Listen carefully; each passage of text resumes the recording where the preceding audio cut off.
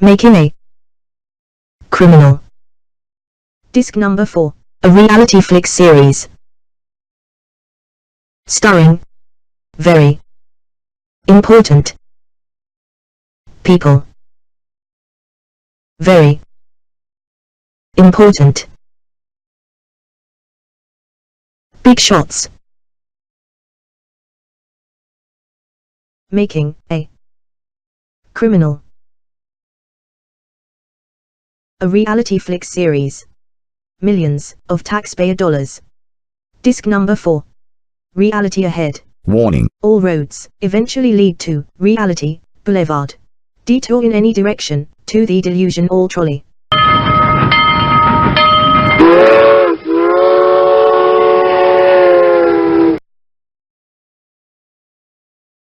Can't wait till you end up in prison.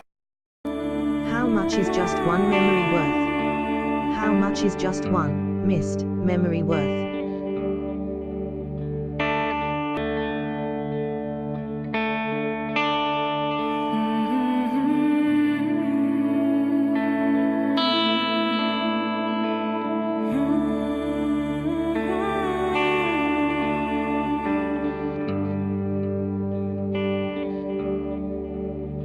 Working development research stage. Agreement. Pause to read.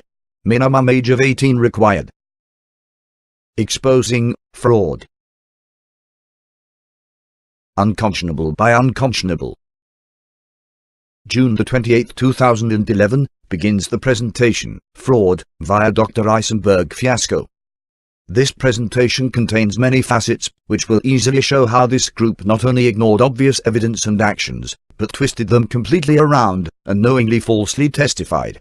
Dr. Eisenberg was the children's therapist, even after this group abused him and his secretary.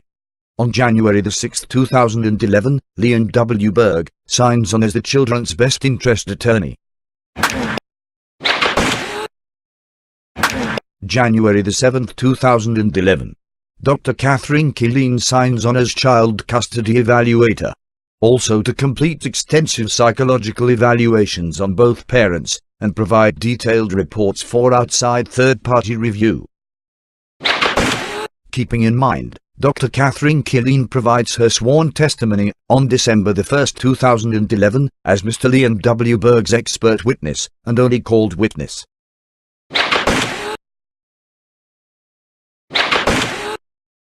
Email on April the 4th, 2011, at 4:52 p.m. from Miss Siliski to Mr. Stengel, where she states, "This doctor does not have regular appointments for our kids. The next available is Monday, May 2nd, then Monday, May 9th, nothing else until the end of June. Back to the drawing board. Susie Siliski Stengel. On EVAT, torts." Note: 2 weeks after filing second fraudulent zero-income statement, Miss Siliski's email clearly states her French tour business. On April the 4th, 2011, at 8:21 p.m., where Mr. Stengel replies, "Hello, hold on. They both really like him. Okay, the dogs may have something to do with it, but they are comfortable with him and it could take quite some time. I wonder if his schedule changes with the seasons. You can ask him or I will when I see him. Take care. Mark." On April the 4th, 2011, at 8:48 p.m., Miss Siliski replies saying she agrees with the hold-on aspect. She also has the urgent need to disparage Dr. Eisenberg's secretary, stating, "I fully agree about your comment of hold on. I was pissed to say the least. His secretary seemed to be a bit, well, not too sharp. Anyway, she kept repeating herself and finally I said, 'Do you have weekly appointments available for one or both of my children as I had asked for in January, when I called?' She said she did not. So when Dr. Eisenberg came out after his meeting with Maya, they were laughing and carrying on, and it appeared through the door they were having a great time. He said he'd see her next week. I told him he wouldn't see her until May 2nd, and that was just not what I had expected from this arrangement. He said he would have her secretary put us on the cancellation list. Anyway, I took the 2 May appointments, for now. They have 5:30 appointments in May on 2 Tuesdays. Miss Siliski took 2 appointments that were available in May. Afterwards, they would have to wait a few weeks before seeing Dr. Eisenberg. On April the 4th, 2011, at 9:52 p.m., Mr. Stengel responds, "Hi, Susie, okay, that would be fine. Hopefully something may open up, but until then, we can wait a bit. Just confirm the dates you want me to pick Alex up there. It's better than nothing, given they both like him."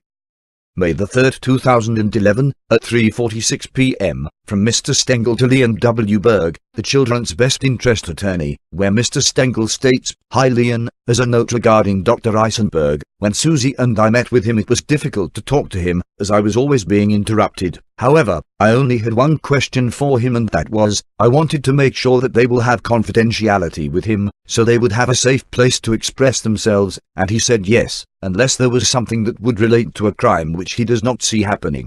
Note: Mr. Stengel makes it pretty clear, having any meeting with Miss Siliski, such as the required initial one with Dr. Eisenberg, was difficult. Mr. Stengel advises Mr. Berg, he was also concerned for the children's privacy. Mr. Stengel brought the privacy issue up during the initial meeting with Dr. Eisenberg, well aware over the years, Miss Siliski was constantly disrespecting everyone's privacy. Although Miss Siliski stated that only 2 available appointments for the children were, as she stated in her April the 4th, 2011 email, Miss Siliski's disparaging comments were on the heels of the following. Evelyn, Dr. Eisenberg's secretary, sent Mr. Stengel her notes of her communications with Miss Siliski. Although Miss Siliski blames the office and specifically attacks Evelyn, Evelyn's notes tell a much different story. Next, page 1 of 2. Evelyn writes, "These are the only dates that Susan accepted for Maya. The first couple of dates that was offered to Susan, she had plans for both children, and it was that she was going to Paris, so we finally agreed the next day on these dates. These dates I explained to her after we went back and forth, and what the children had scheduled to do, and her Paris trip, that these dates were the first available dates, are the ones above." Evelyn notes, Regarding son. These are the only dates Susan agreed on, after stating all of the activities the children would be doing, and her going to Paris. So these were the first available dates and time. Note: Miss Siliski collectively, with crime team, always play what Mr. Stengel calls keep away from daddy, which takes priority over the children's needs. Translated, alienation. On June the 28th, 2011, Mr. Leon W. Berg sent a letter to Robert Lazaro, Mr. Stengel's alleged attorney, and Bradford G. Carney, Miss Siliski's attorney. Copies to Dr. Eisenberg and Dr. Killeen. Note: Mr. Berg responds, almost 3 months after the issue began. June the 28th, 2011. Dear Counsel. Reference is made to my letter dated June 10th, at which time I responded to the request for a recommendation for a new therapist for the children. As noted in that letter, Dr. Eisenberg, the present therapist, had been on vacation, and returned to the office on Monday, June 27th. I spoke with him this morning. Based on that conversation, I recommend that the children recommence their meetings with Dr. Eisenberg. The reason a concern had been raised before was Dr. Eisenberg's apparent unavailability. This was a problem created in part by Dr. Eisenberg's schedule, which, as would be expected of a well-regarded therapist, is somewhat full. However, Dr. Eisenberg assured me this morning, that commencing in August, he will have openings in his schedule on Mondays, Tuesdays, Wednesdays, and Thursdays. These openings will continue into the school year. This means that each of the children can have a standing appointment at a specific time and day of the week, on a weekly basis, beginning on August 1st, provided that arrangements are made promptly. Alex and Maya's appointments would not necessarily be contiguous. Naturally, arranging for a specific time and day for both children will require the cooperation of each parent. It also may require prioritizing for the children what is most necessary for them at this time, as many of the available times would conflict, on at least one day each week, with possible after-school activities. It is also important to consider, that in Dr. Eisenberg's opinion, he was beginning to develop a rapport with each of the children. Changing therapists can have a negative impact on the children, as it requires them to develop a sense of comfort and trust in yet another professional.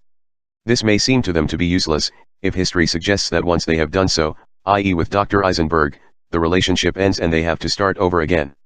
While I acknowledge that there is a downside to not beginning any sooner, my recommendation is that the parties take the necessary steps, to schedule a standing appointment for each of the children as soon as possible. The longer they wait to make such arrangements, the fewer openings will be available. In the meantime, I am certain that Dr. Eisenberg will be available in the event of some type of emergency. Leon W. Berg. CC, Dr. Eisenberg and Dr. Catherine W. Killeen. Note: Mr. Berg stated, 1. Reference is made to my letter dated June 10, at which time I responded to the request for a recommendation for a new therapist for the children. Note: for example, Mr. Berg did not say that request was from Miss Silisky, or Miss Silisky's idea was bad, or not good, or even the defendant's idea was whatever. Oh, no. 2. Mr. Stengel never received Mr. Berg's response letter, dated June 10, 2011, from Mr. Berg, or anyone. After all, his response would expose who requested getting rid of Dr. Eisenberg, an ethical doctor who would not share the children's private sessions. Now, let's quickly fix this. 3. I spoke with him this morning. Dr. Eisenberg, based on that conversation, I recommend that the children recommence their meetings with Dr. Eisenberg. Reality alert. Note: what you just witnessed was the first and last time ever Mr. Berg did anything that could remotely be what was best for the children. Also the first and last time ever Mr. Berg agreed with Mr. Stengel. This almost 6 months after Mr. Berg began manufacturing counterfeit orders and fraud billing. It ends as quickly as it appeared, never to reappear again, by Mr. Berg or any one of them, including Mr. Lazaro. See how fast it ended. For example, 4. Mr. Berg stated, this was a problem created in part by Dr. Eisenberg's schedule. Note: Mr. Berg won't say what, or who, the other part is. In part? Really? Otherwise known as double-speak. Reality: Miss Silisky refused any appointments during the time she was going to be in Paris. aka, Ms. Zero Income's French tour business. And most importantly, their collective alienation games. Reality: Dr. Eisenberg went on vacation. Note: let's examine what is really going on here. A. The chaos was created by a schedule. It's the data's fault. B. Dr. Eisenberg's schedule. It's his fault. C. Miss Silisky already stated on April 4, 2011, at 8:48 p.m. His secretary seemed to be a bit, well, not too sharp. So it's Evelyn's fault. Get her fired. D. It's both Evelyn's and Dr. Eisenberg's fault. In part. Or in its whole. Let's take a reality tour. E. Evelyn's 2 pages of notes of her being harassed. F. Miss Silisky's other email, also on April 4, 2011, at 4:52 p.m., where she wrote, this doctor does not have regular appointments for our kids. Back to the drawing board. Note: 7. The children had appointments through May. G. Mr. Berg responded on June 10, 2011, to a request to change therapist. H. Mr. Berg refuses to mention who the request was from. I. Any tree stump already knows. Question 14 F. Did any parent of any of Dr. Eisenberg's other clients also disparage Evelyn, his secretary, or Dr. Eisenberg's schedule, the data did it, or disparage Dr. Eisenberg's business practices? Because he takes a vacation? Mr. Berg continues, 4. As would be expected of a well-regarded therapist. Note: Mr. Berg now confesses it should have been expected. The very part Mr. Berg provided as fault was to be expected. Is this triple speak? 5. Appointments beginning August 1st, provided that arrangements are made promptly. Future note: as will be seen, are done the very next day by Mr. Stengel and ignored by Mr. Berg. Everything done to create issues, attacks and chaos by Miss Silisky, you will notice is ignored, even though Mr. Berg himself suggested it. 6. It also may require prioritizing for the children what is most necessary for them at this time. Note: it may require most necessary. Translated, double-speak. Future note: this is for future reference. Watch Mr. Berg himself ignore this when Miss Silisky does the opposite. 7. On at least one day each week, with possible after-school activities. Another future note, as you will see where Mr. Berg disagrees with himself. 8. It is also important to consider that in Dr. Eisenberg's opinion, he was beginning to develop a rapport with each of the children. Changing therapists can have a negative impact on the children.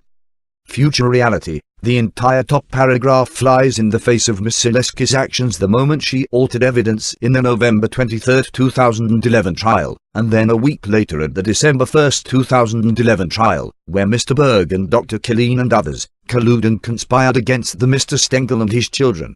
Miss Silisky obtained control of the children via Miss Silisky's second fraudulent protective order, then Masilisky and Bradford G.Y. Carney's illegal altering of evidence actions. However, very soon after, removed the children from Dr. Eisenberg. No mention was ever made by Mr. Leon W. Berg. Next, Mr. Berg states, This may seem to them to be useless if history suggests that once they have done so, i.e. with Dr. Eisenberg, the relationship ends and they have to start over again.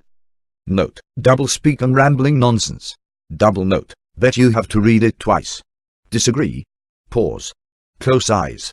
This may seem to them to be useless if history suggests that once they have done so, i.e. with Dr. Eisenberg, the relationship ends and they have to start over again. If history suggests, does Mr. Berg's clients have a history of going to therapists?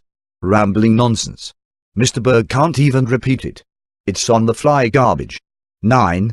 My recommendation is that the parties take the necessary steps to schedule a standing appointment for each of the children as soon as possible. June 29, 2011, the very next day, Mr. Stengel calls Evelyn and spends almost an hour on the phone. Together, worked out the best available appointments given what was available when the children were with him. He then spent half of the time finding out what appointments were available when the children were with Miss Silisky. Mr. Stengel, well aware it's impossible to know what Miss Silisky will say or do in regards to anything other than there will be a problem and it will be someone else's fault, and disparaged. Afterwards, still on June 29, 2011, at 4:47 p.m., email from Mr. Stengel to Leon W. Berg, Dr. Catherine Killeen, Robert Lazaro and Susan Silisky. Hi Leon, first of all, thanks for making this happen. I know both Alex and Maya really like him. Okay. I just got off the phone with Evelyn, his secretary, and this is what I set up, given he books up rather quickly. Let me first say that I do not care whether they are with me or not, only that they get to see Dr. Eisenberg, period. I set up the following appointments, confirmed as they are days I have them for now. I look for days that there were back-to-back appointments, which will make it easier for one, and also gives a one-on-one time during the hour they are not in his office. It's a win-win. Thursday, August the 4th, 3 o'clock and 4 o'clock. Wednesday, August the 24th, 3:30 and 4:30. Wednesday, August the 31st, 3:30 and 4:30. Wednesday, September the 7th, 3:30 and 4:30. Wednesday, September the 14th, 3:30 and 4:30. Wednesday, September the 21st, 3:30 and 4:30. Wednesday, September the 28th, 3:30 and 4:30. Now, these are confirmed and set times. However, below is a list of other dates that are available, which are on either Mondays or Tuesdays, in case Susie prefers to take them. Actually, it seems Mondays do not have back-to-back available, so next that. These dates are available right now, no now, however may not be, when and if, a call is made to change any of the ones above. I told Evelyn that if Susie calls her, and wants any of these dates, no problem, just take the corresponding one that we already set off. Not a problem. She can have them all if she wants. Tuesday, August the 2nd, 3:30 and 4:30. Tuesday, August the 9th, 2:30 and 3:30. Tuesday, August the 16th, afternoon is open for now. Tuesday, August the 30th, 3:30 and 4:30. Tuesday, September the 13th, 3:30 and 4:30. Tuesday, September the 27th, 3:30 and 4:30. If they can be taken on August the 9th and August the 16th, that would be good also, since she did not have anything during those weeks, other than that. Choose whichever ones you want but decide and call as soon as possible. The only dates we are stuck with appears to be August the 24th and September the 7th, as there is nothing available on the other days that week. There may be others available if back-to-backs are not important. I hope this is clear and easy to understand. Thanks, from Alex and Maya too. Mark. June 29, 2011, at 6:38 p.m. Email from Leon W. Berg, Best Interest Attorney replies to Mr. Stengel and copies, Dr. Catherine Killeen, Robert Lazaro, Mr. Stengel's mole attorney, Bradford G.Y. Carney, Ms. Silsky's attorney, and Miss Silisky. Note, this on the heels of months of problems and chaos by Miss Silisky regarding this and every situation. Setting what Mr. Stengel feels and stated, are very important appointments for his children, Mr. Berg's clients. Subject, regarding Dr. Eisenberg's schedule. Mark. I assume that the purpose of your email was to inform me of what you have done. I do not plan on being involved in making arrangements for these appointments. That should be coordinated between you, Susan, and the doctor's office. Leon. Note, Mr. Berg stated the importance in his own letter, just the day before, June the 28th, 2011. Mr. Leon W. Berg, $62,000 plus of uncertainty, now responds and states, 1. I do not plan on being involved in making arrangements for these appointments. 2. Mr. Stengel didn't ask Mr. Berg to be involved in making arrangements. 3. Mr. Berg, responding to the email from Mr. Stengel, can clearly see the father had already done that. 4. Was that a completely illogical response from Mr. Berg, or knowing Miss Silisky, was he preparing for what was to come? 5. Or, was he making a suggestion, in essence giving Miss Silisky a green light to create chaos?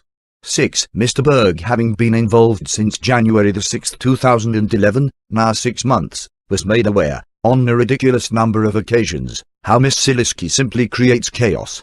The same chaos Mr. Berg has no problems billing for.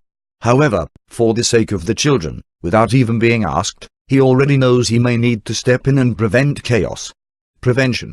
That's a problem, and he is not getting involved. Abuses to Evelyn and Dr. Eisenberg, not his problem. Note, is Mr. Leon W. Berg looking different to you? Good. He should be. That smile is really vile. This is prevention.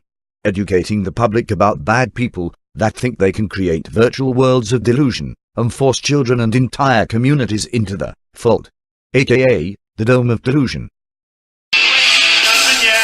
One must wonder, how does Mr. Stengel know there will be a problem, regardless of how simple he and Evelyn made this, and covered all bases available? The same way Mr. Berg knows he will have more billing to do in this regard. Important, this will be referred to later on in this series. Besides, it's reflective of the entire fraud case. Warning. Warning. Warning. Warning. Warning. If you have any problem with reality, you should not pay any attention to the next section, placed within the Dr. Eisenberg fiasco portion, for the following reason. Those in the psychology field, pay attention. Lesson plan. Rinse and repeat. What psychotic finds that works, they keep doing it, over and over and over and over again. Rinse and repeat. Their actions are the same, repeated over and over. The only change is the background. Here, it's the kids' appointments with Dr. Eisenberg. The conversation continues. Warning. What you are going to witness is a group of psychotic people communicating. June the 29th, 2011, at 7:10 p.m. Email response from Bradford G. Y. Carney, Ms. Selesky's, like personality disorder, attorney, to Leon W. Berg, only. Mr. Stengel had not yet received this. June 29, 2011, at 7:10 p.m., Mr. Carney, in regards to Mr. Stengel's email which contained all the scheduling set up for both children, states, Leon. Thanks for the update. Of course, Mark Stengel made these appointments without consulting Susie. We will see what can be done with the dates chosen by Mr. Stengel. Brad. Note, thanks for the update. 1. Apparently, Mr. Carney is not residing on the same planet as the other 96% of our species. 2. It wasn't an update. It was a response to Miss Silisky wanting to change the children's therapist. Surely Mr. Berg will advise Mr. Bradford G. Y. Carney of that fact. 3. Mr. Berg just told your client he ultimately doesn't give a crap about her kids or his clients, as he is not getting involved. GY, is Mr. Bradford G. Y. Carney continuing to involve Mr. Leon Berg? Agreement. Even if they agree 2 plus 2 equals 76, this time. Next time 2 plus 2 equals 13. Spin the wheel of fraud. Where it lands, nobody knows. They all just know it will never land on 4. Who wants to bet? Also, an important mention. This crime ring had inside help, who also facilitated the many abuses, as crime ring member, the psychotic, Judgeatist Judith Enzer, who herself, on numerous occasions, also disparaged Mr. Stengel, wrongfully, and with foreknowledge, it was false. Obvious, by her statement. She has since been warned by the Judicial Disabilities Commission. Let's listen to evil psychosis. There are rambling emails and irrelevant subpoenas. There are rambling emails and irrelevant subpoenas. Important message. Similar to the police, blue blood. What's documented? The no bloods. Not in Dr. Catherine Killeen's famous The Paragraph. Not in her fraudulently foregone report. Not in anything any of them provided. Nothing about their crime ring, aka the No Bloods. However, the No Bloods abuse, the Blue Bloods. This on Memorial Day, May 30th, 2011, where Miss Silisky demanded Alex's backpack during their exchange in Pikesville. Mr. Stengel offered to bring it to his school early on Tuesday. Besides, the school year was almost over, and only needed it for his lunch. Alex suggested using a brown paper bag. No. Miss Silisky said she did not have any. Directly across the street from the Hilton is a Target. Alex suggested going to Target. No. Instead of going across the street, drove from Pikesville to Owings Mills, harassed the police, where 3 cars awaited Mr. Stengel when he arrived home. Mr. Stengel goes over to the officer's car, who months earlier, while Miss Silisky was calling Mr. Stengel names, thought it was funny. Mr. Stengel decided to go over to him and advise him to pay attention. There will be yet another problem. There was, and Officer Miller had to go back into the home. Afterwards, Mr. Stengel went back to that officer's car. The officer, both times, refused to even look at Mr. Stengel. At the end, Mr. Stengel asks Officer Miller if he was bad-mouthing him. He said no. Mr. Stengel advised Officer Miller he should be aware Miss Silisky is speaking on his behalf. All provided to Mr. Leon W. Berg and Dr. Catherine Killeen in the Memorial Day fiasco presentation. This lasted over 12 minutes.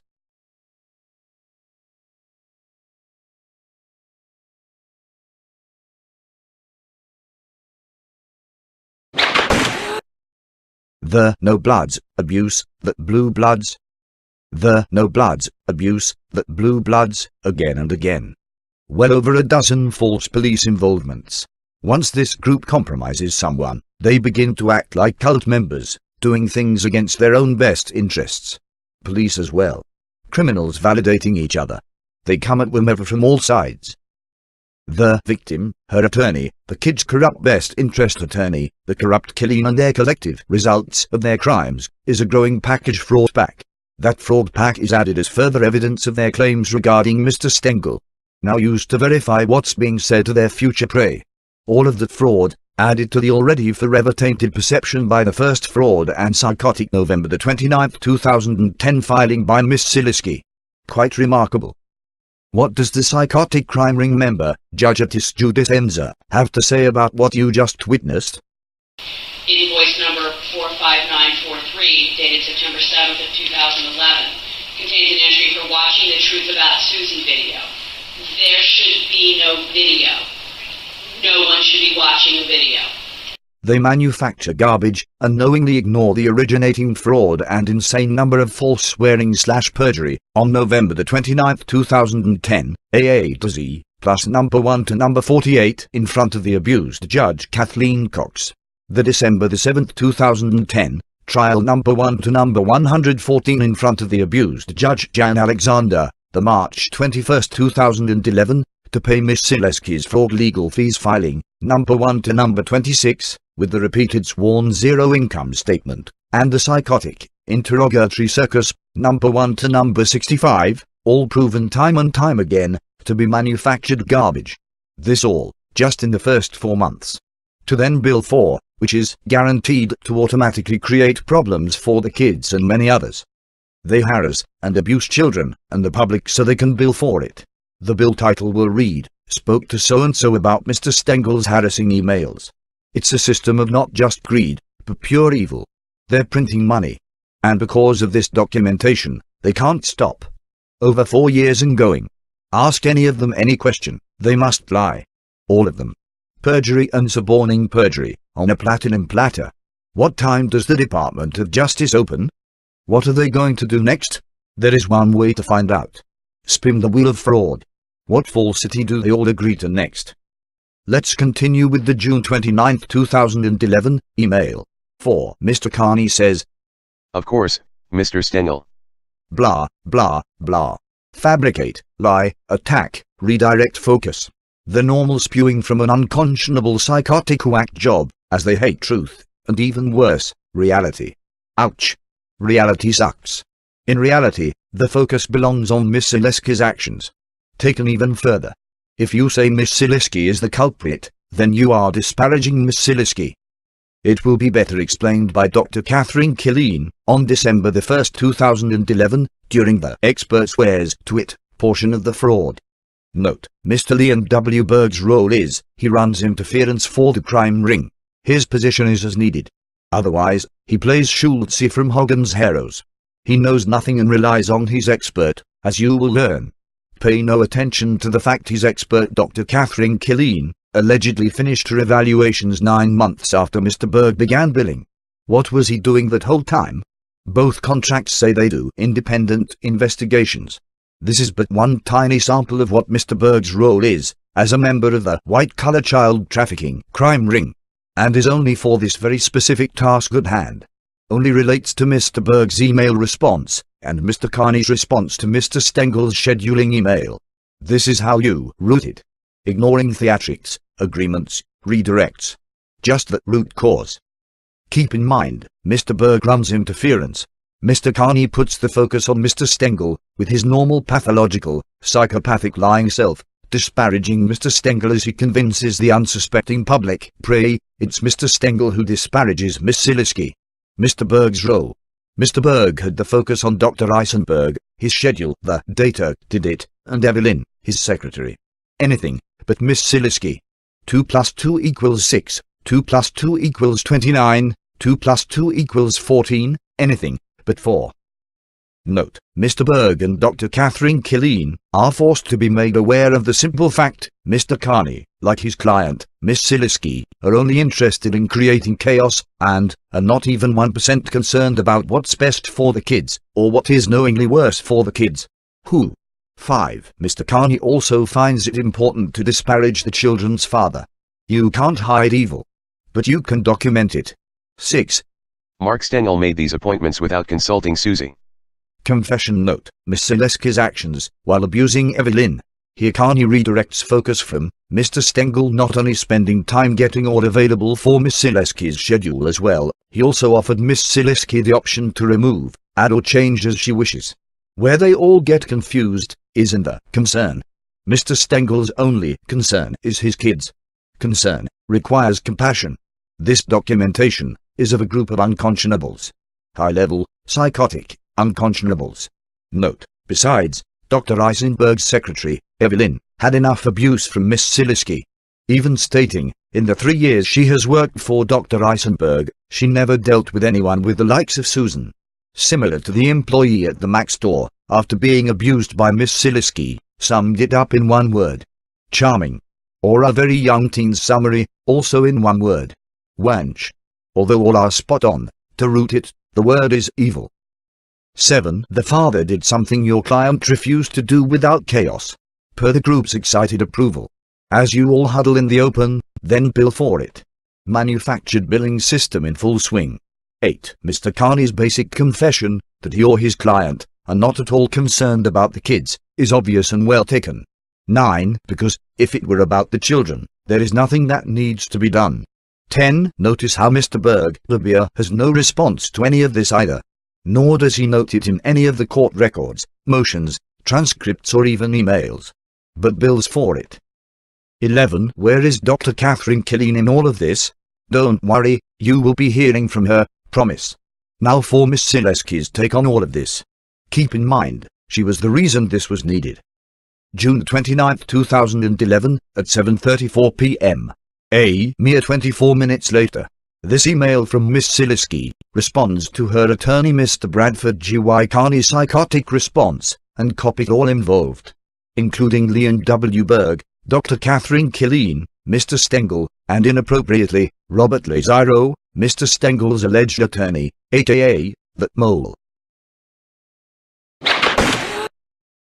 June 29, 2011, at 7:34 p.m., email from Miss Siliski to Bradford G.Y. Carney, and copies to Leon W. Berg, Mr. Stengel, Dr. Catherine Killeen, Robert Lazaro, the mole, and Miss Siliski herself.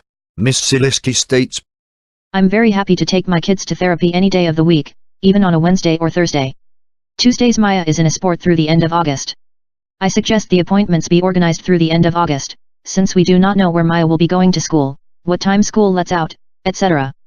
Nor do we know Alex's after-school schedule with band, etc. This is a good time to mention that the Garrison Forest School staff is encouraging Maya be tested for ADD before she enter 4th grade. They were very patient this year, but they fear it will get worse for her academically if we ignore this any longer. I was told by Ms. Wincy Skeen, the reading specialist, and Ms. Lynn, her homeroom teacher, that Maya would also be better off with a concrete schedule for sleeping at both houses, and that 8:30 should be her maximum. Perhaps Dr. Killeen or Dr. Eisenberg can recommend someone for the evaluation. SUSS. Note, this will be broken down to get inside one's mind, to properly study the process used in one's decision-making, along with other thought process areas.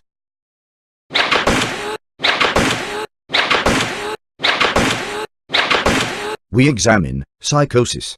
1. Did Mr. Stengel's information say anything that required a defensive answer? 2. If what Miss Silisky says were true, there would have been no need for Mr. Stengel to even call Dr. Eisenberg's office. This even noted in Evelyn's notes. 3. Fact is, she refused Wednesdays and Thursdays, except for one, and didn't tell Mr. Stengel about it. Always a scam. 4. Why does it matter that Maya is in a sport on Tuesdays? 5. Wait until August. Note, are there schools that let out after 4 p.m.? 6. Wouldn't waiting create the same exact chaos? No appointments available? Note, exactly. Scamming and planning to get the kids away from Dr. Eisenberg, as he would not share the children's private sessions with her. The agenda. Let us repeat that so it burns in your brain. Scamming and planning to get the kids away from Dr. Eisenberg, as he would not share the children's private sessions with her. The agenda. 7. Since we do not know where Maya will be going to school. Note, this statement made on June 29, 2011. An interesting note regarding the Garrison Forest fiasco presentation. 8. Figure out Alex's schedule and whether he will have band. Note, apparently Dr. Eisenberg's meeting with Alex is less important than a day of band practice. We will remember this one for many reasons. For starters, it contradicts what Mr. Berg wrote in his email just one day earlier. And then we will hear from Dr. Killeen as well. Right, Mr. Leon W. Berg? 9. This is a good time to mention that the Garrison Forest School staff is encouraging Maya be tested for ADD before she enter 4th grade. They were very patient this year. Note, really. It's a good time to involve attorneys and run up bills. Or a good time to have them assume something completely false. Or just another chance to disparage Maya to everyone, or is it all three? 10. Regarding the rest of Miss Silisky's response, since she felt it was a good time to mention more falsities and involving people without their knowledge. To clear up one fact. Mr. Stengel told Miss Silisky years before, his daughter no doubt has ADD. They were very patient this year. Note, because the mother refused to acknowledge it. Besides. I missed my last one, remember? Mom, you're gonna have to take it to the better world, Alex. But Dad doesn't stop doing anything. Maya, jump away. Maya, jump all you want. Jump. Make it like it's a trampoline.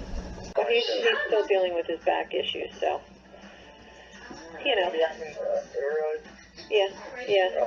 So. All right, I will let him know you called love to your family, and we'll talk to you soon, okay? June 29, 2011, at 7:56 p.m., Mr. Stengel replies only to Leon W. Berg, completing his evidence of Mr. Berg's ongoing fraudulent actions, and complete disregard for the children. Mr. Stengel makes sure it is sent to Mr. Berg after the obvious psychotic group does exactly what he predicted.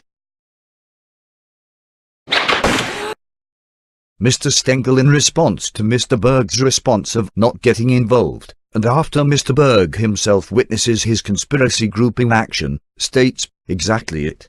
Thanks for your help. Mr. Stengel has known all along Mr. Berg was a crook. Therefore knows chaos is guaranteed. And like this, documented his and every move this crime group said and made, showing corruption and the destruction of the kids' childhoods for profits. There isn't anything Mr. Leon W. Berg, Dr. Catherine Killeen, Miss Silisky and others did that can be remotely assumed to have been in the best interest of the children. In fact, everything, all evidence, documentation, anything real, not the corrupt group's opinions, points to them all doing the exact opposite. Intentionally and collectively in the worst interest of the children. Factoids. 1. If any of those that responded cared at all about the children. The response to Mr. Stengel's original email containing the scheduling setup only required one word: thanks. 2. If Miss Siliski was at all concerned for her kids, her answer would have been, thanks. 3. If a stranger was concerned for a stranger, the answer would have been, thanks. For any normal person, the answer would have been, thanks. The Dr. Eisenberg fiasco portion is not done by a long shot. To better follow along, this requires some information in advance. On September the 8th, 2011, Garrison Forest School asked that Maya not return to their school. This is meticulously detailed in that presentation. On September the 8th, 2011, at 9:48 p.m., Mr. Stengel sends out an email to Miss Siliski, Dr. Catherine Killeen, Leon W. Berg, and Robert Wayne Lazaro, detailing the events of the day, and asking Dr. Killeen for some assistance. On September the 9th, 2011, at 1:32 p.m., Mr. Stengel receives an email from Dr. Killeen, to Mr. Stengel, Miss Siliski, Leon W. Berg, Robert Lazaro and Bradford Carney. Dr. Killeen's email states, subject: Regarding Maya and school. Mr. Stengel. I agree that resolving Maya's school situation quickly is of the utmost importance. Unfortunately, as an evaluator, I am unable to provide you with any suggestions or recommendations. Note: on September the 9th, 2011, Dr. Catherine Killeen states she is unable to even provide a recommendation. This due to her in the middle of her evaluation. Not even a suggestion. On September the 9th, 2011, at 1:46 p.m., Mr. Stengel sends another email. From Mark Stengel. To Dr. Catherine Killeen. Subject: regarding Maya and school. The email states, Hi, ironic as I just sent out an email. Maya and I are actually heading out to see another school. Do you have any suggestions of who that person would be, or any list of people I could contact? Maybe some people you have dealt with. Thanks. Mark Stengel. Note: Mr. Stengel never received a response. Mr. Stengel wanting her to attend the school near the family home, and the mother suggesting she should attend near her newly rented apartment. Wanting his daughter back into school as soon as possible, Mr. Stengel contacted Dr. Killeen, who clearly states she could not get involved. Nor could she even make a suggestion or recommendation. Mr. Stengel did some research, and found out the quickest way was to use a mediator/arbitrator. Mr. Stengel then suggested a mediator which would have his daughter back in school within 2 to 3 days. Mr. Stengel had his attorney Robert Lazaro, who then called Mr. Carney, advising him of Mr. Stengel's wishes and suggestion. Mr. Carney told Mr. Lazaro he would speak with his client, Ms. Silski, and call him back the following day. Mr. Lazaro relays Mr. Stengel's suggestion to Mr. Carney, as noted in Mr. Carney's own bill, which states, September 13, 2011, BGC. Read email from Sam regarding his call to Leon. Leon's call to Bob and Dr. Killeen's response to Bob's suggestion that we submit education issue to mediator. 0.10 hour, $437.50. Note: more obvious collusion. You will need to see the Garrison Forest School fiasco presentation. That presentation is way beyond your imagination, even with what you have learned so far. Mr. Carney did contact Mr. Lazaro the next day, however what he did do was file papers with the courts for them to decide. This action automatically would be keeping the daughter out of school for at least 2 to 3 more weeks. Also, generating lots of bills. Mr. Berg did not chime in at that action, yet. However, you will see what his role was in the Garrison Forest School fiasco crimes. Focusing on the Dr. Eisenberg fiasco, Mr. Stengel having custody every Wednesday and Thursday, and every other Wednesday through Monday, dropping the children off at school. 50-50, per the court order. There is also an agreement in place which states, when the children do not have school, and it is on an exchange day, they were to meet at 10 a.m. at the Hilton in Pikesville, Maryland. This email sent by Mr. Stengel ignored the 2010 typo at the top. It was sent on Wednesday, September the 21st, 2011, at 6:21 p.m., to Robert Lazaro, Leon W. Berg, Dr. Catherine Killeen and Mr. Stengel's older son. It was simply to recount the day's events, informing those being paid for the best interest of the children. Mr. Stengel writes, "Hi, Maya is still out of school due to us waiting on the court system. Susie was not at the Hilton at 10 a.m. I arrived at Boys Latin today at 3 o'clock to pick Alex up. He came out at 3:15. Maya was not there, as she was on other days. They both had appointments at Dr. Eisenberg at 3:30 and 4:30 today, which is why I got there at 3 p.m., to eliminate the line for carpool, and get over to their appointments on time. We left the school grounds about 3:20, headed to Dr. Eisenberg's with only Alex. We called Susie a minute or so later and she told Alex that they were in Royal Farms getting snacks. Alex told his mother that we were heading to Dr. Eisenberg's, and she should bring Maya there since she has an appointment today. Susie said that Maya did not want to go to Dr. Eisenberg's. Alex asked to speak with Maya, and after asking his mother about 5 times, he said she put him on speakerphone, and he told Maya she has an appointment with Dr. Eisenberg, and Maya said she did not want to go. Alex asked her if she wanted to come to Dad's and she said no, then the phone disconnected. We ran into traffic, and a police car blocking the road, so seeing we were going to be a few minutes late, even though we were just about a mile away. I called his office and Evelyn told me that Susie just called her and told her that I should meet her where she and I went for therapy. I really was not paying attention, as I was just calling to let her know I was about a mile away, but it will take about 10 minutes. When we arrived at 3:40, Alex went inside with Dr. Eisenberg, and Evelyn repeated where Susie said I needed to go to get Maya. It was in Owings Mills. She started at Boys Latin and drove to Owings Mills, and expected me to come there to get Maya. Susie also told Evelyn that Susie had an appointment, in Owings Mills. Alex and I are now home and it is getting late, and still have not heard from Susie and have no idea where she and Maya is. Susie also set up appointments with Evelyn last week and told her she would email me the list. I never received that email, so Evelyn printed it out for me. Susie set up some appointments on days I have them, and one was at 9 a.m., another a school day, at 1:30 p.m. I adjusted them as best I could, since opening, close fast, and I had no idea about these. On another note, Susie went ahead and got both Alex and Maya's cell phones with texting. Maya is 9 and Alex is 11, and I am in no way in favor of this. To make things even stranger, she purchased time on a daily basis and only got it for the 5 days they are here at home. We have plenty phones in the house in my cell. Susie has no phone in her apartment, and I have yet to call even one time that while I am calling, the phone is answered. If they are permitted to call me, it is always a call back, when Susie decides. That is not the case in reverse. When she calls, I answer it and hand the phone to whichever is closer. Everything is a show for others. Everything has a plan, a scheme. Susie is still telling everyone that Maya is out of school due to the finance piece. Regarding Maya's school, the only thing I have been hearing over the years regarding the local public school is from Susie. So when Dr. Killeen and I met, what I had was only what Susie was telling me.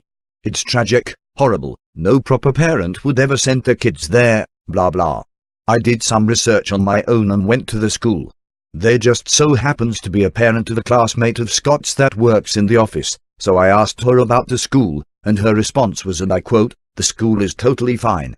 I went down to a neighbor's a few houses down who has one child in the lower school and one in the middle school, and she said, "We are very happy there." I asked about the middle school and she said the same thing. Jody called me to tell me her eye doctor has kids in Timber Grove, and she just so happened to just come back from an appointment with him, and she said he said his sister also has 2 kids there, and he and his sister are very pleased with the school. Jody asked him if he would write me a letter, and he did, on his letterhead. Meanwhile, Maya is still not in school. The days she is with me, I have her do math problems. Some were 8 columns across and 3 digits multiplied. She was not happy, but she was able to do it. We have done some science projects in the sink, robotics and reading, and even had recess on her scooter, but quite frankly, I am out of my league here. Thanks. Mark BS. Susie sends me these emails that make her look good, but the emails are filled with lies. Like saying when Alex is with her, and there is a Ravens game, I could take him. Same if it is on TV and he is with her, he could come and watch it with me. And I'm thinking, what? And she said she told Alex this as well. I asked Alex and he told me what she said to him was, that if I had a ticket on her day, he should get it from me and she would buy a ticket and take him to the game. Now that sounds like the Susie I know. But in her email to me she puts all this garbage. It is now 6:20 and oh my. So much for court orders.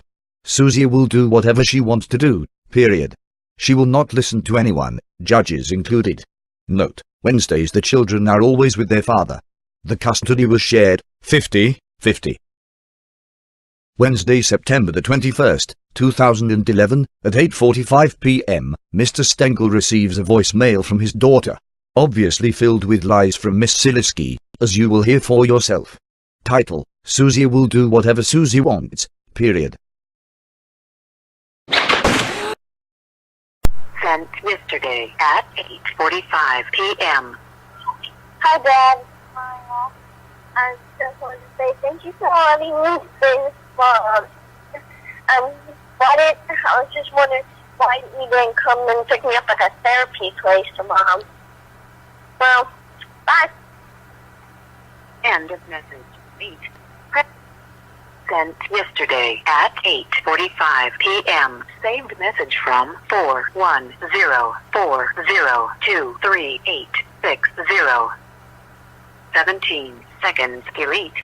Wednesday, September the 21st, 2011, at 9:38 p.m., Mr. Stengel sends another email to Robert Lazaro, Leon W. Berg, Dr. Killeen, Mr. Stengel's older son, advising them of the latest created chaos by Miss Silisky.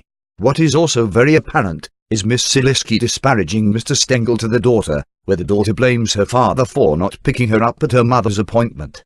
Miss Silisky was, obviously, in contempt of the December 22, 2010, court order, keeping the daughter on a Wednesday night. Mr. Stengel writes, subject, Susie will do whatever Susie wants, period. Hello, I called Susie earlier and received no answer. I called again around 8:40-ish and left a message asking where is my daughter. A minute later I get a voice message from Maya. I have attached it to this email. Susie obviously manipulated Maya again. Even in her message she mentions two different things. Me letting her stay with Susie. Huh? And, why didn't I pick her up at Susie's therapy session place in Owings Mills? Because I was in Towson, at the location where you were supposed to be for your therapy session. So even after her therapy session in Owings Mills, she then drove out of Owings Mills where we live. As long as Susie got to her session, that's what is really important to her. Are we going to wait until she one day takes my kids out of the country? It will happen. She only needs 1%. Thanks.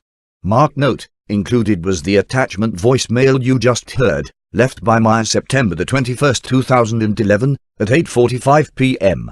Note, important to note the statement noted in the email. She only needs 1%. The father had told them numerous times in person and in emails, the mother having any custody, even 1%, she will use that to ruin the other 99%. Fact.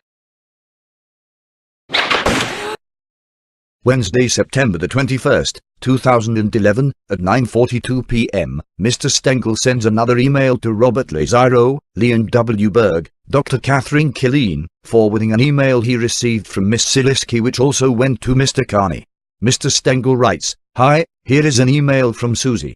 Thanks. Mark. Miss Silisky's email to Mr. Stengel at 8:56 p.m., which he forwarded, also went to Bradford G.Y. Carney, from Royston, Mueller, McLean and Reed, LLP, makes him aware his client is also ignoring a court order. Miss Silisky writes, In answer to your voicemail of 8:45 p.m., 1 minute after Maya left you a voicemail message, Maya is with her mother. Susie. Note, 1. Miss Silisky says Mr. Stengel called after receiving his daughter's message. False. 2. Miss Silisky basically says, drop dead. 3. Miss Silisky confesses to being in contempt of the court order. 4. The mother confesses to not answering Mr. Stengel's phone call. Note, no phone access scam, is a confession. Mr. Leon W. Berg, the paid children's best interest attorney, would surely file a contempt charge. No. Send a letter. An email. A note. Have something to say regarding this aggressive egregious act. Yes. Not a chance. It's already been decided. Right, Mr. Berg? September the 21st, 2011. This created Dr. Eisenberg's bill, which notes that missed appointment on September the 21st, 2011. Dr. Eisenberg's fee is $175. The insurance pays all but $19.50. However, when an appointment is missed, he cannot bill the insurance company. Therefore, the amount due to him is $175.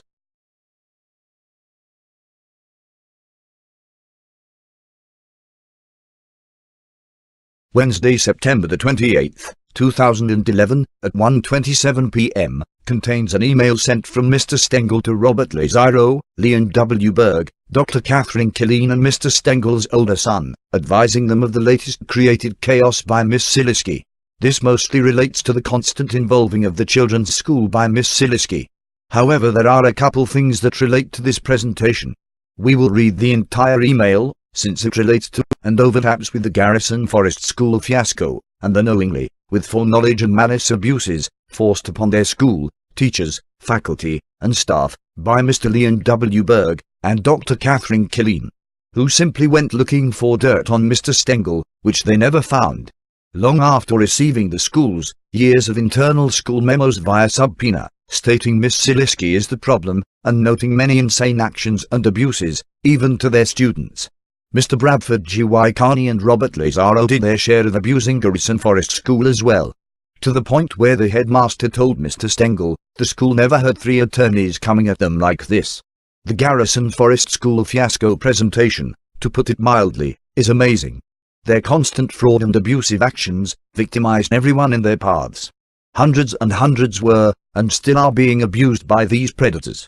Focusing on Dr. Eisenberg fiasco. Wednesday, September the 28th, 2011, at 1:27 p.m., Mr. Stengel writes, subject, ongoing concern for Maya and Alex. Hi, I will keep this short. Today is Wednesday. I went to pick up Maya at the Hilton at 10 a.m., and no Maya. When I returned home, I received an email from Susie saying that she signed Alex up for band without asking me, again, and went into the times starting at 3:30, which just so happened to be the times Alex and Maya usually go to Dr. Eisenberg. Her email also states that she will bring Maya to Boys Latin at 4:30, when Alex is done with band. She did not consider it was also a holiday, and we have things to do, take showers, dress and be somewhere. The problem is, they are always being set up to fail. I don't even know Maya's situation yet, and do not think it would be fair for her to have to hang around for an hour, if I had to pick her up at a school in another area, while he is at band, if that were the possible case. Without knowing, it is not possible to make that decision, as there are more pieces involved than just Susie's desire to control. Last year, Maya had to get up an hour earlier for the second half of the year, because Susie messed up the carpool. Then, there is the expense factor of the instrument, all things considered, before coming to a conclusion.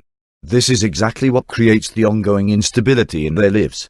Yesterday, Alex got to school at 11:30 a.m., because Susie for some strange reason made an appointment to have his braces removed at 9 a.m., and that is about a 45-minute drive. Braces being removed are not any emergency situation. I can't imagine something was not available within a week or two, for after 4 p.m., or on a Saturday, which they do work. Regarding Garrison Forest School issue, there are a couple of questions I have, as the whole scenario does not make any sense. Number 1, if the finance part was not taken care of, what would be the point of them having staff meetings after my meeting with their finance guy? It would have been case closed right there. No doubt, Susie was there and started problems. I know because of what Maya said to a parent at the Giant later that day. Number 2, why, if Susie wanted Maya in school so bad, did she take Maya on my day from Garrison in the first place? Maya told me, she told her mother I went to get her lunch.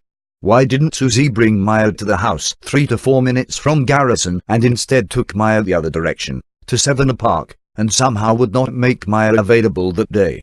Then, her mother, who lives in Savannah Park, brought Maya to Alex's school at 3:15 p.m. I think I know why. It's just a guess, but I know Susie pretty well. She knew when she left Garrison that she created a problem while there, and knew Maya was not going to be going to school that day. They must have told her then that meetings were needed. That was not the case when I spoke to the finance department the day before. But as soon as I settled the finance part, Mr. Hodgetts told me about the needed meeting, as I was surprised and upset. I had no idea. I showed up with Maya's lunch, and there was no Maya or Susie. Later that day we went to the Giant and Maya saw a parent from Garrison, and told that parent she was not in school today because of money problems. I kid you not. Susie is still involving boys Latin, even yesterday. She only needs 1%. I think Susie has been, is and always will be trying to prove a negative and she can't, so she is doing everything else. Please help Alex and Maya, so they can grow up more like Scott did. Thanks. Mark. P.S. I added the Dr. Eisenberg map, showing exactly what Susie did that day and when. Go left when Maya needed to go right when Maya needed to go left. Because it's always about Susie. Note, attached was the map. 922 is a typo. Dr. Eisenberg and Maya fiasco.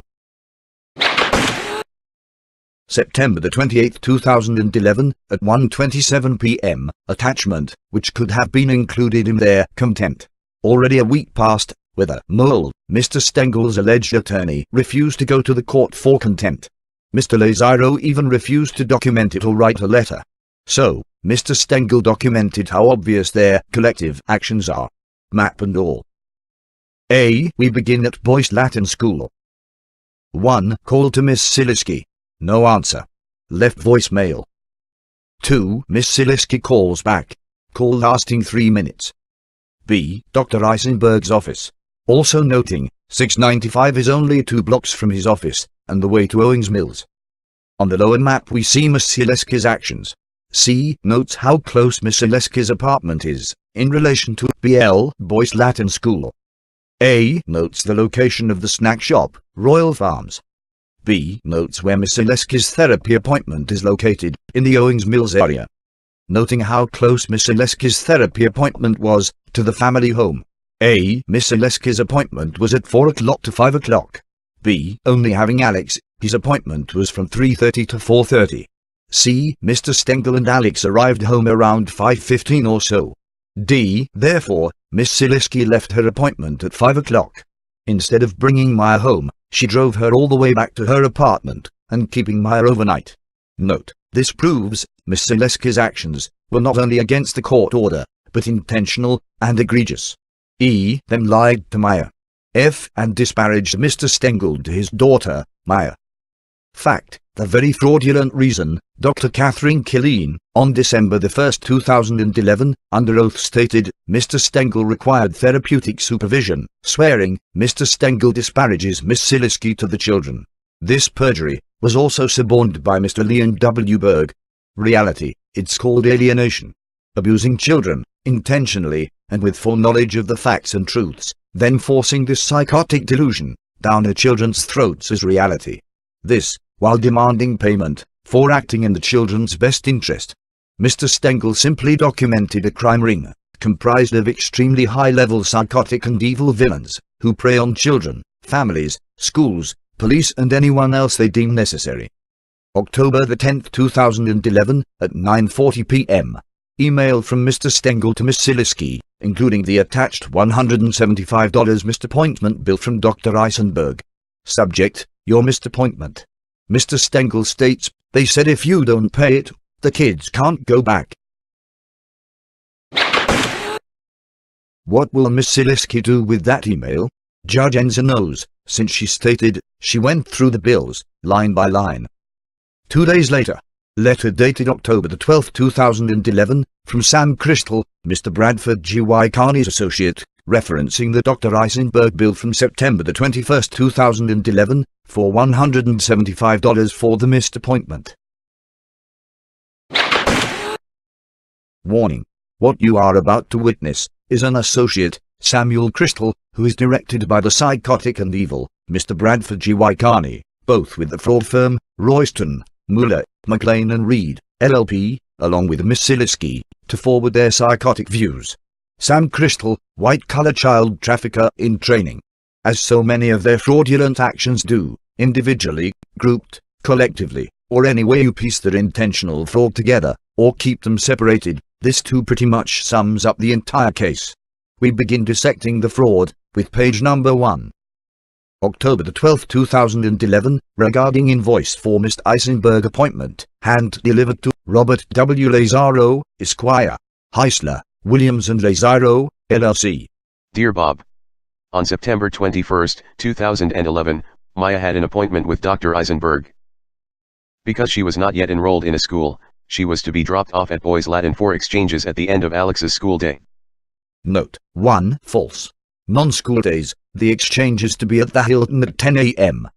On this day, Mrs. Stengel received a phone call from Mr. Stengel. Note 2. False. Miss Siliski does not answer the phone when Mr. Stengel calls. Exactly what she accuses Mr. Stengel of doing. 8AA, extremes. Allegations equals confessions. This is denoted by the 1-minute minimum, at 3:14 p.m., in the actual phone bill, noted on line number 226. At 3:14 p.m. asking her. Note 3. False. This is denoted by the 1-minute minimum, at 3:14 p.m., in the actual phone bill, noted on line number 226. Besides, the call was from Alex, who even left a message. Keep in mind, 3A. False. Alex left a message. 3B. Fact. As Miss Siliski called back at 3:18 p.m., as denoted on the same bill, line number 227. Where she was, and if she remembered that Maya had an appointment with Dr. Eisenberg. Mrs. Stengel answered yes she knew, and that she was stuck in traffic on Lake Avenue.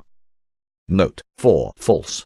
Miss Siliski told Alex, her and Maya were at Royal Farms, on Falls Road. 4A. False.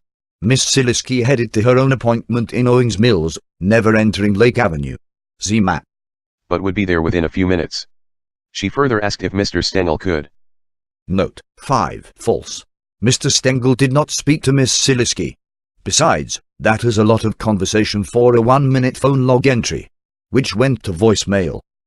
Please wait so that she could drop Maya off because Mrs. Stengel had an appointment herself at 4 p.m. with her psychiatrist. Note 6. False. More conversation for 1-minute phone log entry. 6A. Mr. Stengel first heard that information from Dr. Eisenberg's secretary, Evelyn. 6B. Besides, if Miss Siliski provided that information, why did Miss Siliski call Evelyn, to tell that to Mr. Stengel? However, Miss Siliski already having her own appointment, alone provides for knowledge of this scam. Mrs. Stengel arrived at the parking lot. Note 7. False. Besides, did Mr. Stengel, who refused verbal communication with Miss Siliski, say, he is waiting, then took off? Where the exchange was to take place at 3:17 p.m. Note 8. False. 3:17 p.m. Not 3:16 or 3:18, but 3:17? 8A. If the mother was stuck in traffic, how could she predict such a precise time? Note, are the slugs above enjoying this? And was unable to find Mr. Stengel. Note 9. False. Really? False. Billable psychotic nonsense. 9A. Besides, why would Miss Siliski do that, when she was advised, Mr. Stengel and Alex were already on their way to Dr. Eisenberg? She called him numerous times. Note 10. False. The only call Miss Siliski made was the one just after the initiating call by the son, Alex, as noted in the phone bill at line number 227 as incoming. To which he did not answer. Note 11. False.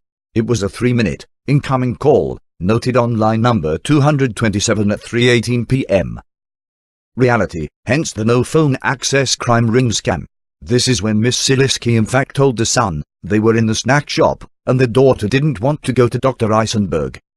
Fact, Dr. Catherine Killeen also fraudulently, and with foreknowledge, testified Mr. Stengel was the problem with phone access, knowingly repeating the lies Miss Siliski always spewed about Mr. Stengel not answering the phone. In fact, there is even a police report dated October 4, 2011, stating the exact opposite to be true. Another area where the corrupt crime ring member Dr. Catherine Killeen also perjured herself, and Mr. Liam W. Berg, suborned perjury. Besides, Mr. Stengel provided all those above, with the actual phone records, many in the presentations they so adamantly complained about, and used to tell Mr. Stengel's children their father was mentally ill. Right line by line lady, who demanded this bullshit, occurred after taking 9 months to attempt to reverse engineer reality. At approximately 3:22 p.m., Mr. Stengel answered and said. Note 12. False. Again, Mr. Stengel did not speak to Miss Siliski. Pretty obvious why Mr. Stengel refused to speak with Miss Siliski, a full-blown psychopath. nor did Miss Silisky call at 3:22 p.m. The only incoming call was at 3:18 p.m. That he left and told Mrs. Stengel the direction he was driving. Note 13, false. Miss Silisky lives a stone's throw from Boys Latin School. How many directions are there to go from point A to point B, given it's 10 or so minutes away? Mrs. Stengel asked if he could pull over. Note 14, false. Mr. Stengel refuses verbal communication with Miss Silisky, even documented in emails to the already aware of corrupt Leon W. Berg and Dr. Catherine Killeen, along with the reason why. Besides, this is a very long 3-minute call. And she would drive to try and find him. Note 15, false. Really? 15a. So is Miss Silisky confessing she was even closer to Dr. Eisenberg's office than the snack shop or Boys Latin School? 15b. This letter does say she got to the school and Mr. Stengel was not there. Either A. She fabricated that part, or B. Sat there knowing the daughter had an appointment, or C. Was heading towards Dr. Eisenberg's office to attempt to meet up with Mr. Stengel. Class, this is where Mr. Stengel's research comes in handy. People wonder, which one is true? Almost all of the time, the answer is none. Picture rolling tumbleweeds of lies. At the very least, Miss Silisky is confessing to heading closer, then saying, screw the daughter. Right, Mr. Leon W. Frogberg? 15c. What was Miss Silisky's problem to just take the daughter to Dr. Eisenberg's? She had the daughter the entire day. 15d. Fact, in order to get to Owings Mills, one will get on 695. 15e. 695, as can be seen on the upcoming map, has an entrance 2 blocks from Dr. Eisenberg's office. This never happened. Note 16, true and false. 16a, true, if referring to everything written in this psychotic letter. 16b, false, if referring to the statement. And she would drive to try and find him. However, that would be a double negative, so scratch that. Change to true. 16c, true, if referring to all the statements, allegations, and everything else regarding Mr. Stengel, made by the psychotic crime ring above. 16d, perhaps true, if Miss Silisky is referring to the virtual, delusional world she and other psychopaths live in.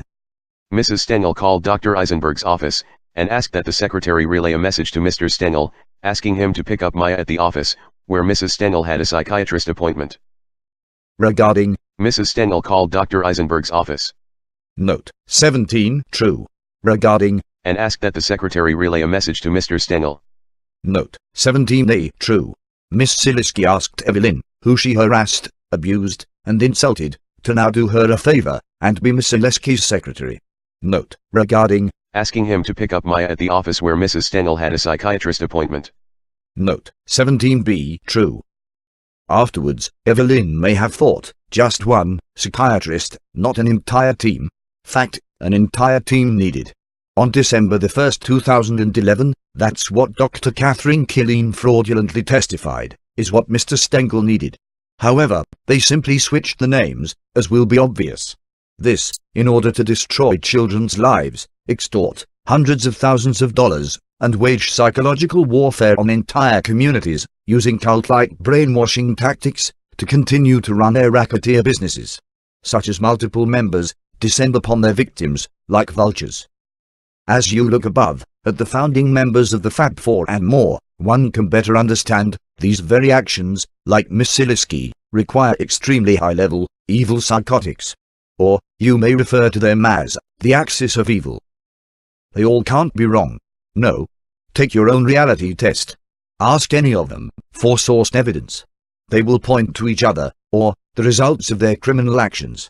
If any of them point to a so-called witness, or you, yourself think you are a witness, take it to Mr. Stengel. Like a magic trick, he will show you how it was done, who was used, when and why. The magic trick is called, victimize people to think they are a witness. Otherwise known as, the con. Mr. Stengel knew very well where that was, because it is where they had previously had marriage counseling. Note 18, false. Mr. Stengel found out months later by calling that therapist. That was when he first learned Miss Silisky had been seeing that therapist on her own, individually, and did not advise Mr. Stengel of her covert scheme with the marriage counselor, in that she had already been her individual counselor. The counselor then told Mr. Stengel she, the therapist, was not able to disclose that information at the time. Slime oozes everywhere when Miss Siliski is involved. So the answer is false. At that time, it would have been very easy. Note 19, false. Or does he mean easy for Miss Siliski? For Mr. Stengel to go pick Maya up, while Alex was in with Dr. Eisenberg. Note 20, false. How does Mr. Samuel Crystal know that? Was he in the traffic at that time? Does Mr. Crystal have to be accountable for common sense when drafting this garbage? Or is it just up to Fraudenzer, the line-by-line lady, reviewing bills, line by bullshit / fraud line? Besides, easier than Miss Siliski knowing all day she had a 4 o'clock appointment in Owings Mills, and not showing up at the Hilton at 10 a.m. with Maya. Yet, this very letter states an alleged exchange at 3:17 p.m. That alone would have provided enough time for Miss Siliski to drive Maya to Dr. Eisenberg's, then head to her own appointment. However, he did not do that. As such, Maya missed her appointment. Note 21, false. And Dr. Eisenberg charged Mrs. Stengel for the missed appointment in the amount of $175. Note 22, true. However, the real question is, what did Sam Crystal charge for discussing, then writing this deluded, psychotic nonsense? Mr. Samuel Crystal. We know as an associate, he alone billed for almost $50,000 in this pre-designed fraud case. Now you see how. Mr. Samuel Crystal's fraud rate is $200 per hour. Then sent this psychotic letter to Mr. Stengel's alleged attorney, the corrupt, child predator, fraud man, Robert Wayne Lazaro, aka the Mole, for yet more crime ring billing. Besides, Mr. Samuel Crystal is aware there is an attorney rule. There must be a benefit to the client, who billed for 1.10 hours for $220 for a $175 bill. Or, you Mr. Samuel Crystal and your psychotic and evil fraud boss, Mr. Bradford G. Wykani, who surely directed you in this, could have told the psychotic Miss Siliski to just pay the bill. But that would require a conscience. For now, ignore Berg's covert involvement, noting CPS, Child Protective Services, and the crime ring's obstruction of justice, by conning and deluding boys Latin school, teachers, counselors, headmaster, etc. What you are all well aware of is, that crazy ones ring up nice bills. Smiley face. Mr. Stengel had every opportunity to work with Mrs. Stengel. Note 23, false. Have you met Miss Siliski? Besides, nobody can, unless they are agreeing with the violent, evil, psychopath. Take the reality test. Try to stop agreeing, and saying, no, a bunch of times, and see what happens. Important note, Alex, the son, said his mother often yelled at Mr. Carney and Mr. Leon W. Berg. Smiley face, scolded, like small children. Besides, you are witnessing the very reason Mr. Stengel was getting rid of her. Like dirty bath water. However, when they are extremely high-level psychopaths, like Miss Siliski, they take the babies with them. So that an exchange of Maya could take place. Note 24, false. The exchange was never happening, nor was there any plan for it on Miss Siliski's side. And so that she could make her appointment with Dr. Eisenberg. Note 25, false. See number 24. An appointment that is of great value to the well-being and best interests of Maya. Note 26, true. From Mr. Stengel's continued actions. False. From Miss Siliski's continued actions. False. From the corrupt Leon W. Berg's continued child predatory actions and or lack of his contractual actions. Besides, Mr. Leon W. Fraudberg said he is not getting involved, knowingly allowing abuse and chaos and lots of bills. In fact, isn't this psychotic letter going to him as well? False.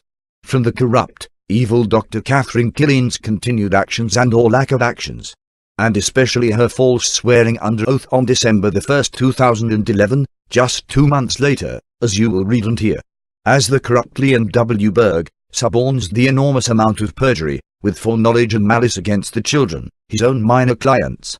Instead, Dr. Catherine Killeen and Leon W. Berg, and the rest of their crime ring, knowingly, with foreknowledge, malice, and very bad intentions, wage psychological warfare on the children, schools, police, the unsuspecting public and communities. Mr. Stengel simply refused to cooperate. Note 27, false. Besides, cooperate with what? Psychotic, virtual bullshit. Which never took place. It would be true, if that is how the false allegation was framed. Why Mr. Stengel could not wait 3 minutes. Note 28, false.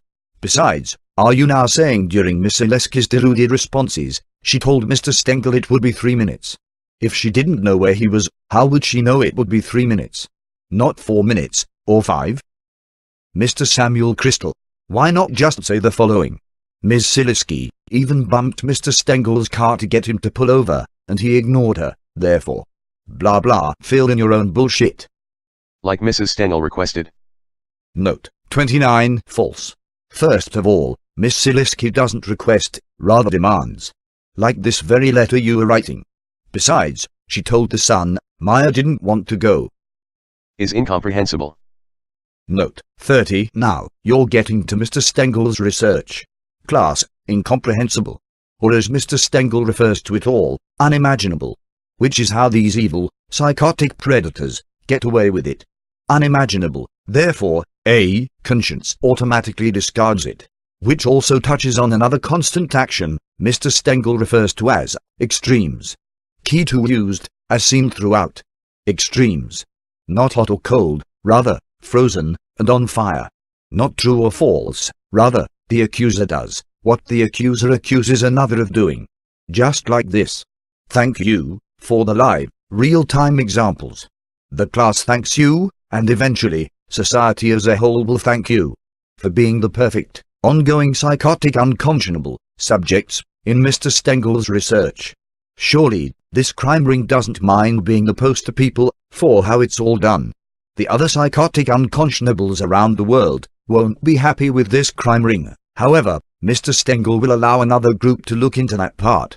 Talk about an angry mob. If he had done so, this whole incident would not have taken place. Note 31, false. See all above.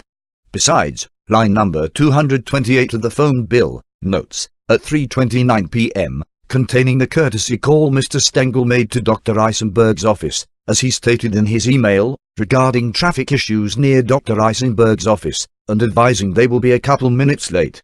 Fact, this was when Evelyn, Dr. Eisenberg's secretary, mentioned Miss Zaleski calling, and stated Mr. Stengel was to pick up Maya in Owings Mills.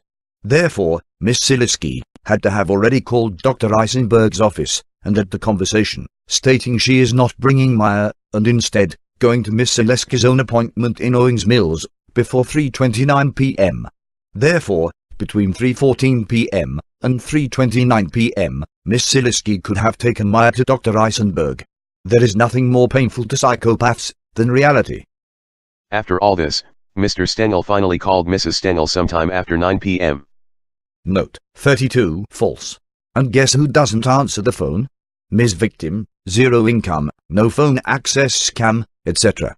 As noted in the phone records, we know, reality and truth is very painful. Line number 232 clearly notes, 8:44 p.m. The fact is, Miss Zaleski is a full-blown psychopath, and has no problem forcing her own daughter, 9-year-old Maya, smack in the middle of it. And you, Mr. Samuel Crystal, have no problem justifying it.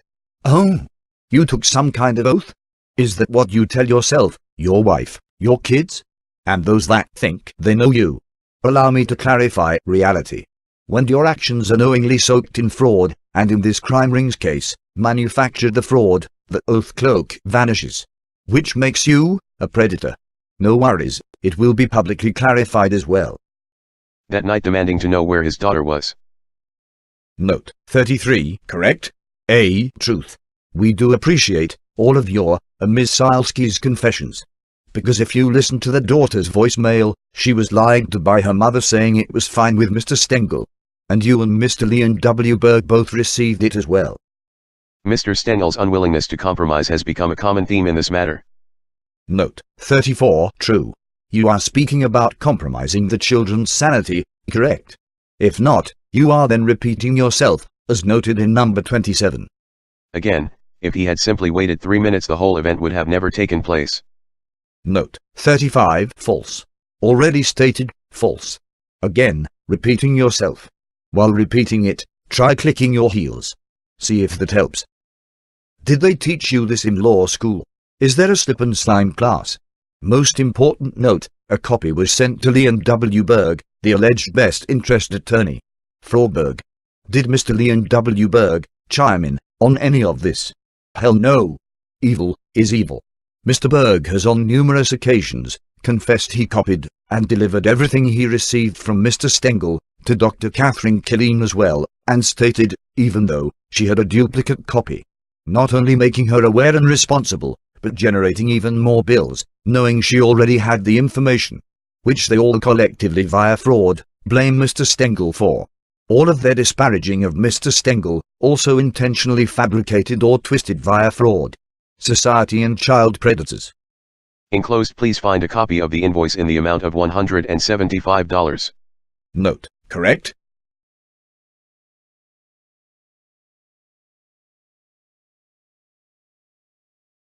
Requiring payment for Maya's missed appointment with Dr. Eisenberg on September 21, 2011.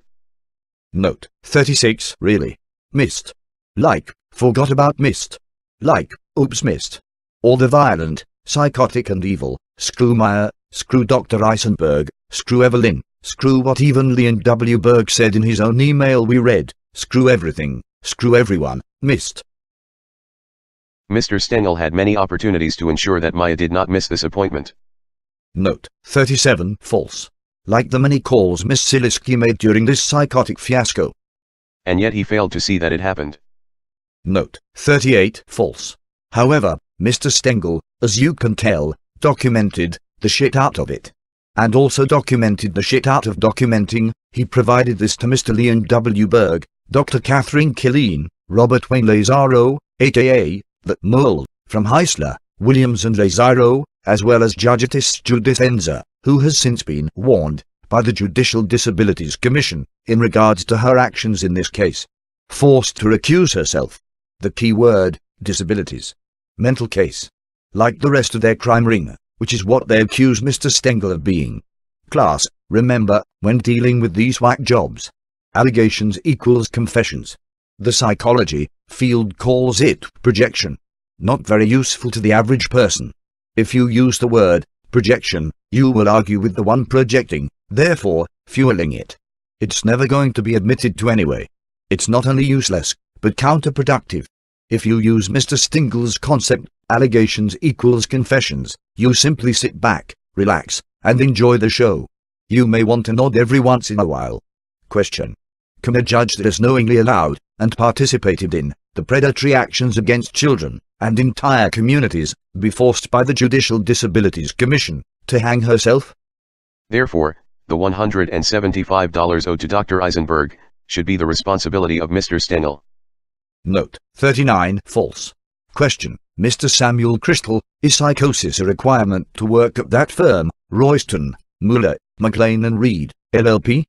Therefore, you, Mr. Samuel Crystal, enjoy riding the delusional trolley.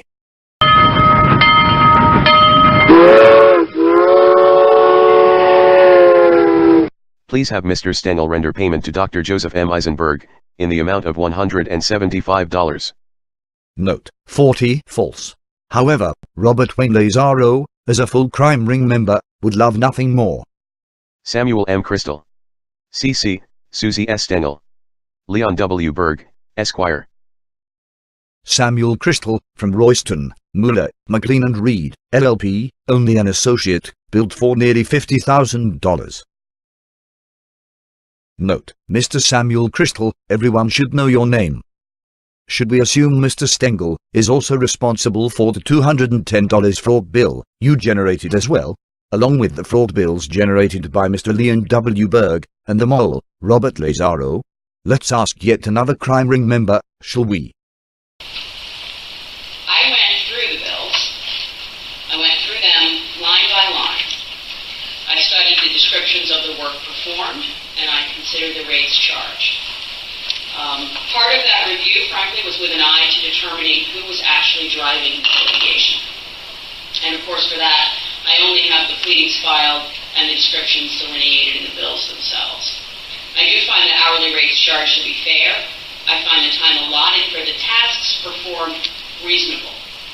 I find that of the almost $200,000 in legal bills, much is attributable to inappropriate actions on the part of Mr. Stengel. Who pays the taxpayers back for all your crime rings fraud?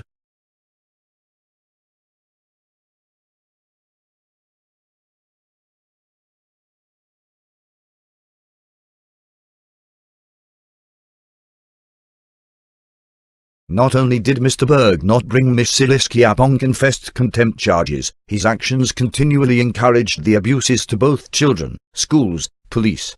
Note: Dr. Eisenberg's secretary, Evelyn, told Mr. Stengel, in the 3 years she has worked for Dr. Eisenberg, she never dealt with anyone like Miss Silisky. Curious, how so little time with Miss Silisky provides obvious responses, yet the experts being paid, all agree to the complete opposite. Worst interest attorney.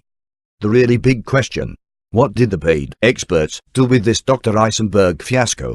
What did they swear to under oath, and the penalty of perjury? Judge Timothy Martin retired early. Anyone know why? Keep in mind, Mr. Robert Lazaro, aka the Mole, Mr. In and Out at Strategic Times, was out. Mr. Lazaro did not ask for a postponement, or Dr. Killeen's contractually obligated report, for third-party outside review, or her bills, which have not been provided for almost 7 months, to know what she was allegedly doing, or to question any of his crime ring members regarding any of their fraud bills. Mr. Stengel was forced to represent himself, pro se. However, Mr. Fraudazaro did say, in regards to questioning Dr. Killeen, I have to work in this town after your case. Let's go to the spread the fraud sheet bills. It's collusion alley. Noted in their own bills in the days leading up to the scam custody trial. We will only look at the portions related to this presentation, to keep a better focus. The timeline series is better suited for showing it all. However, everything is available. A few important facts regarding the Dr. Eisenberg fiasco, and leading up to this crime rings custody scam. The children's custody was split, 50-50. History note: twice before all of this, Alex asked his father to take him to speak with a judge, as he does not want to live with his mother. Mr. Stengel calls Robert Wayne Lazaro, who says Mr. Stengel must take him to his attorney, Leon W. Berg. Both occurred around April 2011 to September 2011. Both times, after leaving Mr. Berg's office, Alex says to his father the same exact thing. That was a waste of time, can you take me to talk to a judge now? 1. The events, as you have seen regarding Dr. Eisenberg, concluded on September the 29th, 2011, 3 months prior to this custody scam. 2. The day before, on September the 28th, 2011, as is meticulously documented in the Garrison Forest fiasco presentation, the crime ring scam, where they circumvent the courts from deciding whether Mr. Stengel or Miss Silisky should decide on selecting the school for Maya. 3. Circumvented by, all of a sudden, Dr. Killeen having finished her psych evaluations on both Mr. Stengel and Miss Silisky, therefore, she can select who should select the school for Maya. Note: as you will learn in the Garrison Forest School presentation, it is impossible for Dr. Killeen to have completed her evaluations, as she refused to obtain Miss Silisky's medical records. That after a 30-minute documented phone conversation with Miss Silisky's, over a decade, primary care doctor, where Miss Silisky's records note long-term mental illness. 3a. Besides all of that reality, there is the documented reality. Documented by Dr. Catherine Killeen herself. Surely you remember her email dated September the 9th, 2011, stating, Unfortunately, as an evaluator, I am unable to provide you with any suggestions or recommendations. Then on September the 22nd, 2011, Mr. Leon W. Berg sends out an email stating, Dr. Killeen has done her evaluations, and can therefore make the decision regarding who selects Maya's school. This was decided on September the 28th, 2011. Got all of that?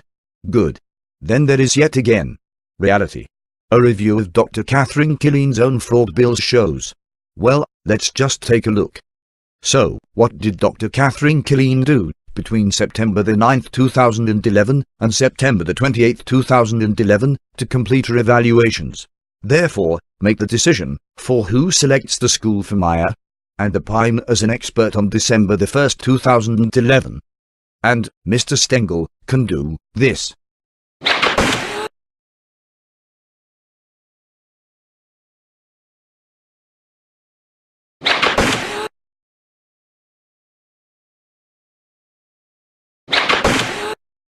However, on September the 22nd, 2011, Mr. Berg's letter stated, Dr. Killeen was done her evaluations.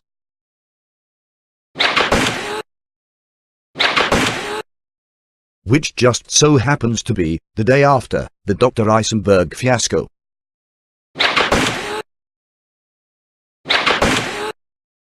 Four. Guess who Dr. Killeen decided should select the school for Maya?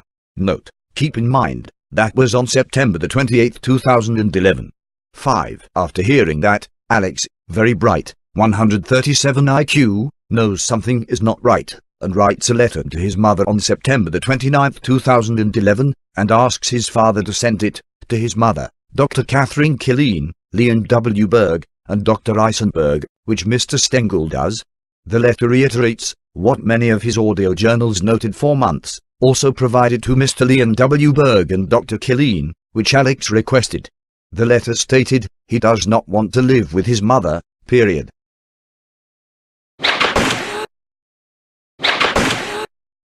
Six. That recorder which Alex used for his audio journals had gone missing. The next day Alex was to see his mother after writing his letter was on Monday, October the 3rd, 2011, after school. 7. There is a court order in place, aka the no phone access scam order, which Miss Siliski insisted on. The order stated the children were to be available each day between 7:30 p.m. and 8:30 p.m. via telephone. 8. On Tuesday, October the 4th, 2011, although there is a court order, aka the no phone access scam order, which Miss Siliski insisted on, Mr. Stengel could not reach either child on October the 3rd, 2011, or on October the 4th, 2011.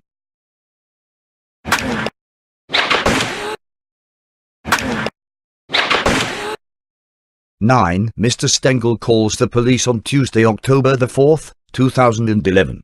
Police report available. The police contact Miss Siliski, who again lies to police, and eventually, Mr. Stengel speaks with the children around 9 p.m. that evening. 10. Miss Siliski beat Alex up, threw him against the wall, etc., and refused him to call his father, or anyone. 11. On Wednesday, October the 5th, 2011, Mr. Stengel begins having the children for 5 days. Picks them up, and takes them to their Dr. Eisenberg's appointments. 12. While Alex is in with Dr. Eisenberg, Maya tells her father she was the one who took the recorder, as commanded by her mother. This well documented in a 26-minute presentation called Mother Forces 8-Year-Old Daughter to Steal Recorder, also known as Authorized Child Abuse Forced, the Stolen Recorder Scam. This too shows the actions and the sworn testimony provided by Dr. Killeen and more. 13. The recorder belonged to Scott, Mr. Stengel's older son, Alex and Maya's brother, who calls the police on Miss Siliski from the Annapolis area where he lived, and was told to call where the theft took place, so he did. 14. After both children are done with Dr. Eisenberg, they head home, where the police arrived.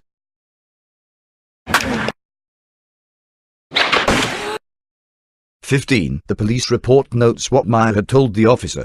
She took it because she sees what happens to her brother when he doesn't listen to Miss Siliski, and doesn't want that to happen to her. This just after witnessing his beating, after returning home, after the letter he wrote to his mother. 16. Miss Siliski, as noted in the police report, throws Maya under the bus, stating Maya took the recorder on her own. Let's look at that very police report. October the 5th, 2011, time, 1810. Police report number, 11-278-1424. Officer R.D. Miller, number 5198. Victim, Mark Stengel. Note, this report notes the incorrect victim. The recorder's owner is Mr. Stengel's oldest son, Scott, who lent the recorder to his younger brother, Alex, as he requested, to do an audio journal, so he could later hear what he sounded like when he was 10. Scott was the person who called the police to make the report. Scott was in the Annapolis area, while Mr. Stengel and the children were heading home, to Owings Mills, where Officer Miller met with them, as Scott was on the phone during much of the time. Upon receiving this incorrect report, Mr. Stengel contacted Officer Miller, advising him as such, and requested the report be corrected. It appears, Officer Miller never corrected his error. We continue with the report's notes. On the above date and time, I was dispatched to the above location, in reference to a theft. Upon arrival I was met by victim Stengel, who advised that he was told by his daughter, interviewee Maya Stengel, that her mother, interviewee Susan Stengel, told her to steal her father's voice recorder.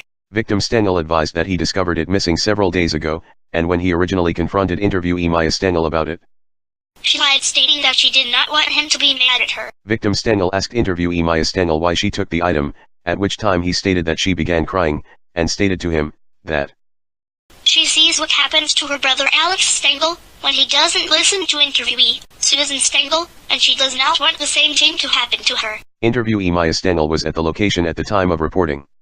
I asked interviewee Maya Stengel in the presence of victim Stengel what happened with the voice recorder.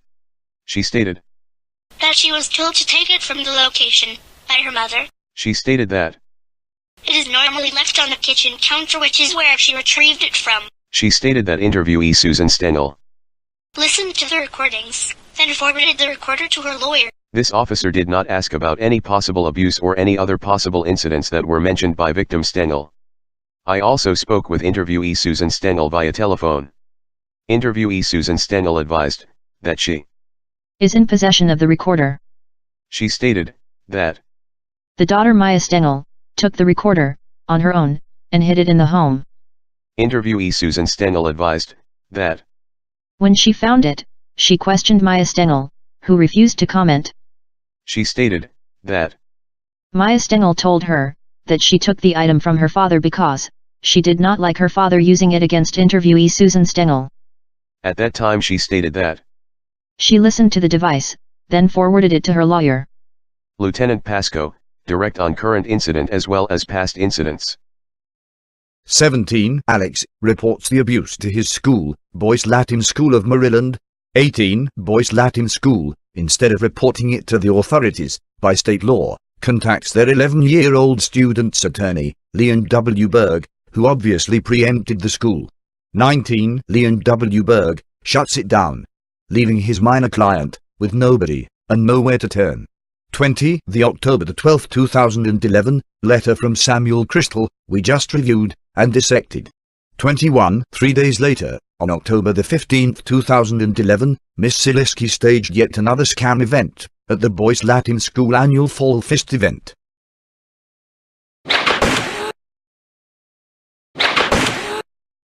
A couple weeks prior, Alex, on his own, asked his mother to please not come to the event.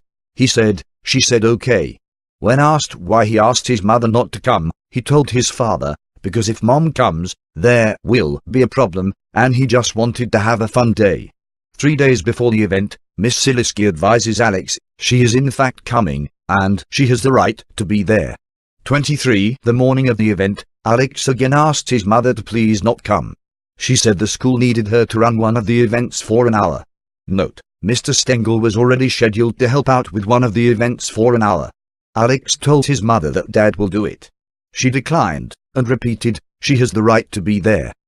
24. As Mr. Stengel and the children were leaving the event, and just 10 feet from the outside gym door, Miss Sileski runs up from the opposite side of the gym, like a bat out of hell, and hands Maya a soda. Knowing full well, Mr. Stengel's concern for their health and eating habits doesn't permit soda, as it's one of those things full of sugar, which gets consumed very often, unlike ice cream, or cake for example, which Mr. Stengel was fine with. Mr. Stengel takes the soda from Maya.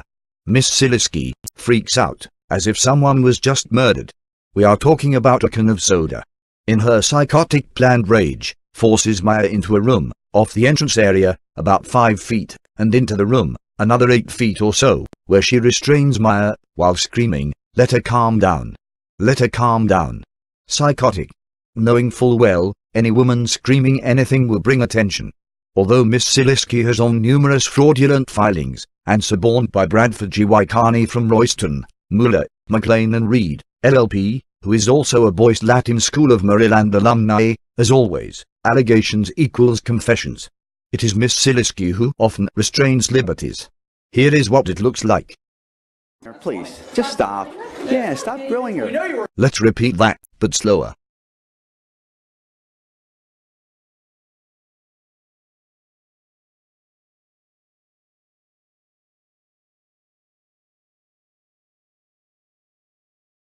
25. Mr. Stengel tries to get a grip on Maya's hand to free her from her mother, when Miss Silisky forced Maya behind her. 26. Mr. Stengel leaves with Alex, knowing something is up. After all, he has documented, even on video, an insane amount of staged events, where she would have so-called friends walk into, then think they are witnesses. 27. Mr. Stengel calls the police to help retrieve Maya from Psycho Lady. 28. The police officer arrives. Note: a member of the Boys Latin School faculty is upset, as there is a police car at their annual event, and demands Mr. Stengel have the police car remain at the entrance. Mr. Stengel explains he can't make that happen, but will ask the officer. The entrance was quite a distance, however, the officer pulled his vehicle back a bit, and off to the side. 29. Mr. Stengel speaks with the officer outside, then asks that Mr. Stengel and his son wait there, while he goes inside to see what the deal was. After about 10 minutes, Alex says that we should go inside. He tells his son the officer said to wait outside. Alex responds, it will only take Mom 2 minutes. About 10 minutes later, Alex repeats that we should go inside, it will only take Mom 2 minutes. Note: having been around his mother for 10 years, he didn't know it, only being 10 years old, but what he was describing was a con artist. So they went inside. 30. Miss Silisky, along with Bradford G. Carney, a Boys Latin alumni, delude Christopher Post, headmaster of Boys Latin School, where when they were done with Mr. Post and the police officer, the officer comes out of that room, pushed Mr. Stengel, and says he thinks it is Mr. Stengel's doing. The son says, told you Dad.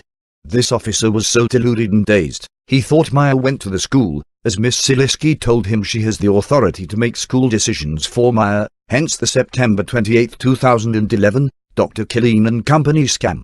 As if that had anything to do with the issue at hand. Mr. Stengel had to remind this officer, he is at Boys Latin School. Maya is a girl. That's how deluded and lied to this police officer was, and how badly they attacked. 31. Christopher Post comes out of the same room, and without asking Mr. Stengel his side of the story, bans Mr. Stengel from the Boys Latin campus. 32. Alison Meister Friedman assisted in this chaos for both children. So whacked in the brain, later states she came to the scene, in the middle. If she is not there in the beginning, how would she know where the middle is? In fact, she came at the end. The entire staged event lasted but a few minutes. Not enough time to have a beginning, middle and end. 33. Mr. Stengel and the children went to their usual place for sushi, one of the weekend days. While they were eating, Miss Silisky called and asked to speak with Alex. Mr. Stengel handed Alex the phone. Alex was so upset with his mother, took the phone, and hung it up. She called back, and the same thing happened. Keep in mind, Alex witnessed the entire event. She called back again, this time asked to speak with Maya. Maya asked her mother, why did you push me into that room? Unable to hear Miss Silisky's response, however, to whatever her mother said, Maya responded, but we were leaving. Note: what Maya did not understand at the time was, that was the problem, and Miss Silisky hadn't yet created what she insisted on coming there for. Hence the A. running up with the can of soda. B. pushing Maya in total, about 12 to 15 feet, out of the entrance corridor, and into this other room. C. the freaking out, let her calm down. Let her calm down. To portray Mr. Stengel had done something, when in fact, Maya was upset because of her mother's actions of assaulting her. D. then Maya was forced to remain in the interrogation room with her mother, her abuser, while being interrogated. 34. 3 weeks later, on November the 15th, or 1/6, we are dealing with the psychopath. Miss Silisky files her second fraudulent protective order, again wrongfully involving the schools, which she had later confessed to in court, but never to the schools. Nor did Mr. Carney, nor did Mr. Leon W. Berg, nor did Dr. Catherine Killeen. 35. The following week, November the 23rd, 2011, comes what is known as the altered evidence trial, where Miss Silisky later confessed she and Mr. Carney participated in the criminal actions. 36. Alison Meister Friedman shows up as a witness. However, her sworn false testimony conflicts with Miss Silisky, and basically repeating what Mr. Carney told her to say. How she is not comfortable around Mr. Stengel. He came over Halloween uninvited, yet when asked if she was aware, Miss Silisky had in fact invited Mr. Stengel in an email earlier that very day. Alison Meister Friedman said, no. Therefore, that too was a staged event, using the Friedmans. Alison Meister Friedman, so fearful of Mr. Stengel, yet sent her young son with Mr. Stengel in carpool, for years. As early as a week prior, and after Halloween, was scheduling carpool with Mr. Stengel for after the holidays. Descended upon by two con artists, psychopaths, Miss Siliski, and the king of suborning perjury, Mr. Bradford G. Y. Carney. Alison, completely unaware, she is not a witness, rather a victim. 37. That altered evidence trial is where the children lost their only source of sanity, as custody went from 50 to Mr. Stengel and the children only being together 1.5 days every 2 weeks. 38. Upon Alex learning of this from his excited mother, 11 years old, he was so upset, he peed his pants. 39. No, Mr. Berg did not show up at that bogus trial. 40. Alex was so upset, even when he got back to boys' Latin school, who did the school call. Correct. Mr. Leon W. Berg, who told Mr. Stengel. Alex was so upset, it took him 10 minutes to calm him down. This just days before the upcoming custody scam hearing. 41. Upon learning of the altered evidence, Mr. Stengel contacted the judge's chambers, who instructs him to bring the evidence to the state's attorney. 42. On November the 29th, 2011, Mr. Stengel does just that, and also provides copies to Mr. Bradford G. Y. Carney, Leon W. Berg, Dr. Catherine Killeen, and the mole, Robert Wayne Lazaro. This just 2 days before the upcoming custody trial scam. 43. Did Mr. Berg get involved this time? He sure did, as well documented. That's just the very brief summary, to better understand the days leading up to this crime ring's custody scam. We now go to the spread the fraud sheet bills, where their crime ring colludes against Mr. Stengel, his children, Judge Timothy Martin, and the entire communities they have been conning for almost a full year. 1. November the 21st, 2011, Mr. Carney's bill notes. Call Susie to advise of Mark's postponement request, and my conversation with L. Berg. 0.70 hours, for $262.50. Note, collusion. 2. November the 22nd, 2011, Mr. Carney's bill notes. Call from Leon regarding Killeen's report, will not be done by December 1, 2011, draft email to Leon, ETL, and call Susie to discuss. 0.50 hours, for $187.50. Note, collusion. 3. November the 22nd, 2011, Mr. Berg's bill notes. Review postponement request and opposition. 2. Telephone calls with Dr. K. Killeen, telephone call with B. Carney. 0.80 hours, for $240. Note, collusion. 4. November the 22nd, 2011, Mr. Carney's bill notes. Call from, an email from L. Berg regarding status of Killeen's report. 0.20 hours, for $75. Note, collusion. 5. November the 23rd, 2011, altered evidence trial. Note, children and Mr. Stengel lose all but 1.5 days every 2 weeks, together. 6. November the 22nd, 2011, Mr. Carney's bill notes. Return Leon's call, read Leon's letter to Judge Turnbull, read Susie's email, draft email response. 1.00 hours, for $375. Note, collusion. 7. November the 23rd, 2011, Mr. Carney's bill notes. Several conferences with SMC, Sam Crystal, re-status and course of action. Prepare for protective order hearing and PL hearing. 2.80 hours, for $1,050. Note, for preparing the altered evidence. 8. November the 25th, 2011, Mr. Berg's bill notes. Trial preparation. 6.00 hours, for $1,800. Note, preparing more fraud, conspiracy and collusion. 9. November the 27th, 2011, Dr. Killeen's bill notes. File review / trial preparation. 6.00 hours, for $1,500. Note, reviewing and preparing more fraud, conspiracy and collusion. 10. November the 28th, 2011, Mr. Carney's bill notes. Read Susie's email regarding scene at police station on Sunday night. Note, after the crime ring's altered evidence scam, Miss Siliski, aka the victim, insists on doing the exchange at the police station. Danger, danger. The scene Miss Siliski is referring to was Alex still so upset, refusing to get out of his father's car, and go with his mother. Miss Siliski then goes into the police station to have 2 officers remove Alex from the car. Mr. Stengel spoke with Alex, calmed him down, and he went. That was the last time they saw or spoke to their father for almost 6 months. 11. Note: Boy's Latin teacher, Jean Campbell, was there at the police station, therefore witnessed Alex's refusal to go with his mother. Miss Siliski in court volunteered Michael Barrison to be at exchanges, as documented in court papers. Apparently he rejected. Miss Siliski then conned an elderly woman, who was to be Alex's math teacher, to come to the police station, simply to humiliate Alex. Why else would she be there? In case the police needed backup. She had her own car. Again, Boyce Latin School of Maryland, under the headmaster, Christopher Post, apparently has no problem with a teacher, who is also assistant head to the lower school as well, being involved in such a traumatic event, regarding their students. 0.30 hours, for $112.50.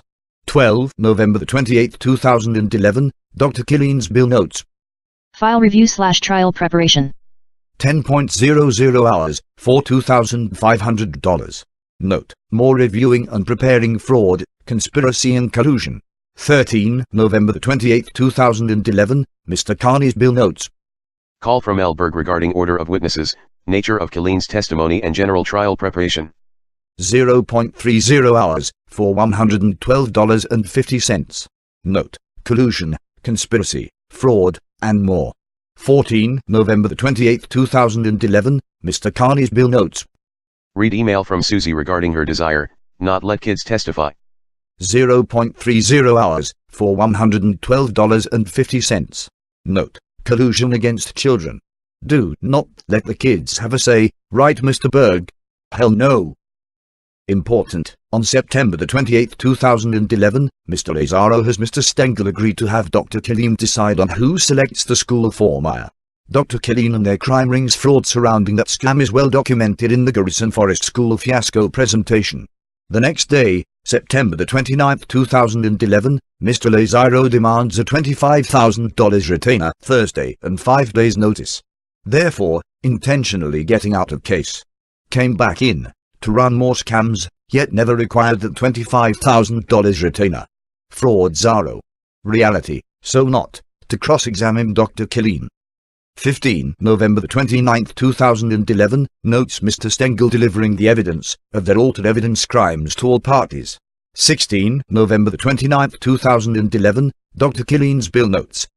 Trial preparation with Mr. Berg, review DVDs The Truth Regarding Susie, transcripts plus actual events, review website susitube.com, thebrucefiasco.com.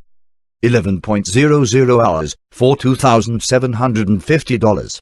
Note: evidence and presentations provided several months prior, and evidence, Dr. Killeen received the evidence. 17 November 29, 2011, Mr. Berg's bill notes. Meeting with Dr. Killeen. 5.75 hours, for $1,725. Note: meet with Dr. Killeen for collusion with Mr. Carney.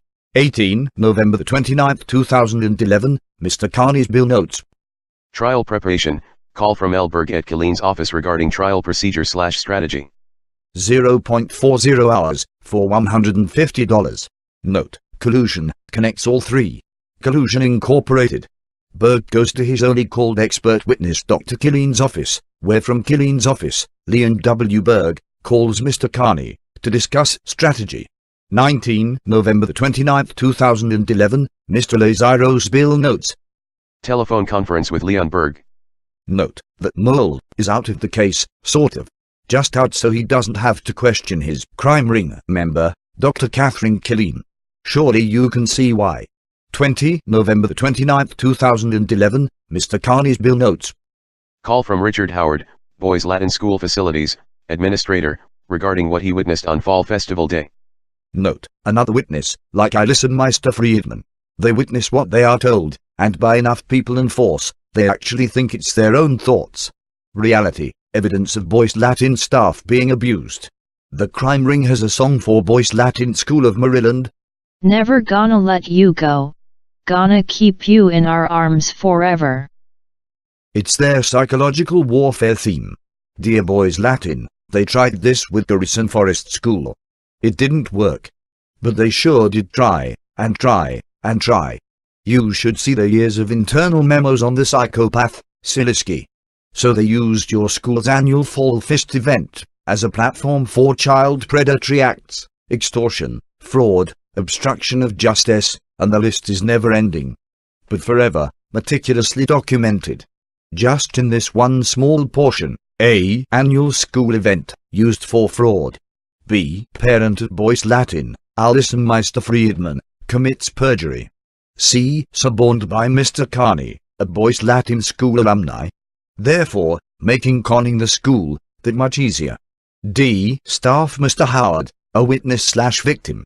E. Headmaster, bans parent with zero problems ever, with either Garrison Forest School, or Boyce Latin School. F. Headmaster, bans parent without asking his side of the story. This, immediately after being attacked by the psychopath Miss Silisky, and later learned, during that time, Mr. Carney as well. G. Math teacher/assistant head of lower school, conned to humiliate student at police station, during child exchange, even witnesses student's unwillingness to go with Miss Silisky, aka, that victim. But really, a very high-level psychopath. The murdering kind. H. School disobeys state law for reported child abuse, instead calls student's attorney, Leon W. Berg. Twice. 21 November 29, 2011, Mr. Carney's bill notes. Call from L. Berg. Note, conspiracy and collusion. 22 November 29, 2011, Mr. Carney's bill notes. Call Susie regarding Mark's letter to Judge Ryan. Note, evidence, Mr. Carney received evidence of his and his client's altering of evidence. 23 November 29, 2011, Mr. Carney's bill notes. Call from L. Berg, regarding Stengel's request for reconsideration. Note, conspiracy and collusion. 24 November 29, 2011, Mr. Carney's bill notes. Read case on parental alienation. Note, the key tool used. Not just parental alienation, but everyone has been alienated from the truths, via psychological warfare. Cult-like brainwashing. Number 20 to number 24, 4.00 hours, for $1,500. 25 November 29, 2011, Mr. Carney's bill notes. Assist BGC with research on parental alienation. 1.40 hours, for $210. Note, why the female voice? Spread the fraud. JDR JT Ruth, $150 per fraud hour. 26 November 29, 2011, Mr. Carney's bill notes. PL hearing preparation, calls to witnesses, draft subpoenas. 1.40 hours, for $280. Note, guess who? Samuel Crystal. They harass, abuse, and bill, and note as witnesses. These witnesses are never put on the stand. Then they would be exposed.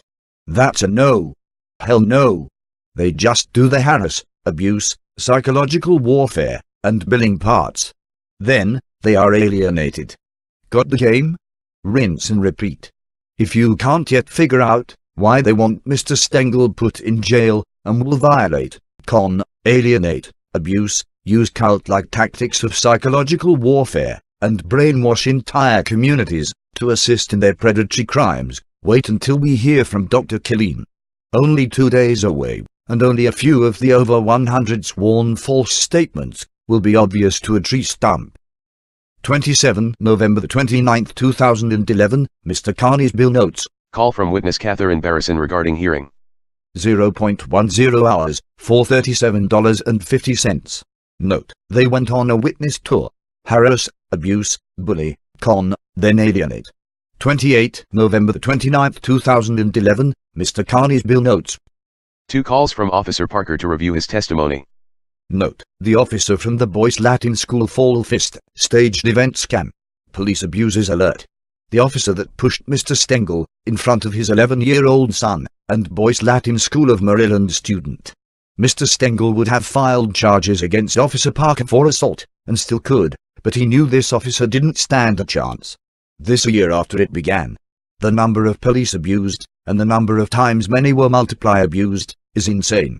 The correct word is unimaginable. Teachers, entire school, other children, doctors. There is not one person whom which they came in contact with that wasn't violated in some way. Not one. 29 November the 29th 2011, Mr. Carney's bill notes. Continued trial preparation, witness outlines.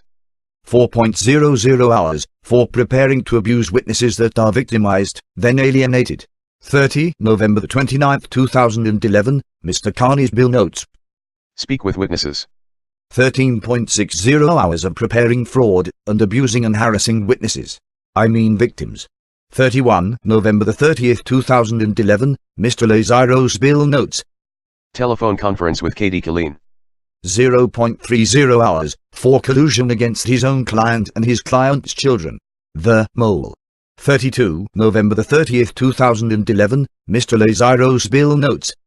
Telephone call with client, 2x, telephone conference with Carney. 1.20 hours for speaking with Mr. Stengel, his alleged client, then reporting it back to his crime ring member. 33 November the 30th 2011, Mr. Lazaro's bill notes. Telephone conference with Dr. Killeen. 0.40 hours for colluding with Dr. Killeen against his own client and his client's children. Note, Mr. Lazaro then speaks with Fraudleen to advise of his conversation with Mr. Stengel. Mr. Lazaro wanted to be a judge. Really, Mr. Fraudzaro? 34 November the 30th 2011, Dr. Killeen's bill notes. Trial preparation with Mr. Berg, prepare exhibits, organize file. 12.00 hours for $3,000. Note, lots of time to reverse engineer reality. No time for contractually obligated report for third-party outside review. The same reason Mr. Berg and Dr. Killeen aren't being paid by Mr. Stengel for the fraud against his children, yet refused to leave the case. While Robert Wayne Lazaro was being paid, keeps going out and coming in, this while increasing his retainer to eventually reach $10,000, then sit down for this one, $25,000. The line-by-line lady said Mr. Lazaro is an excellent attorney. It appears he is a much better criminal and public and child predator. Where is the line-by-line lady? Get her out here. 35 November the 30th 2011, Mr. Berg's bill notes. Meeting with Dr. Killeen. 5.50 hours for $1,650. All these meetings, when Mr. Stengel provided presentations, and mountains of videos, and dozens of serious crimes. What's to go over? Lots of time to organize it all. They are very busy. Especially in light of after seeing just 5 or 6 videos, very early on, of a violent psychopath, the case would have been over. But there is no money in that, right, Mr. Leon W. Berg? Child predator.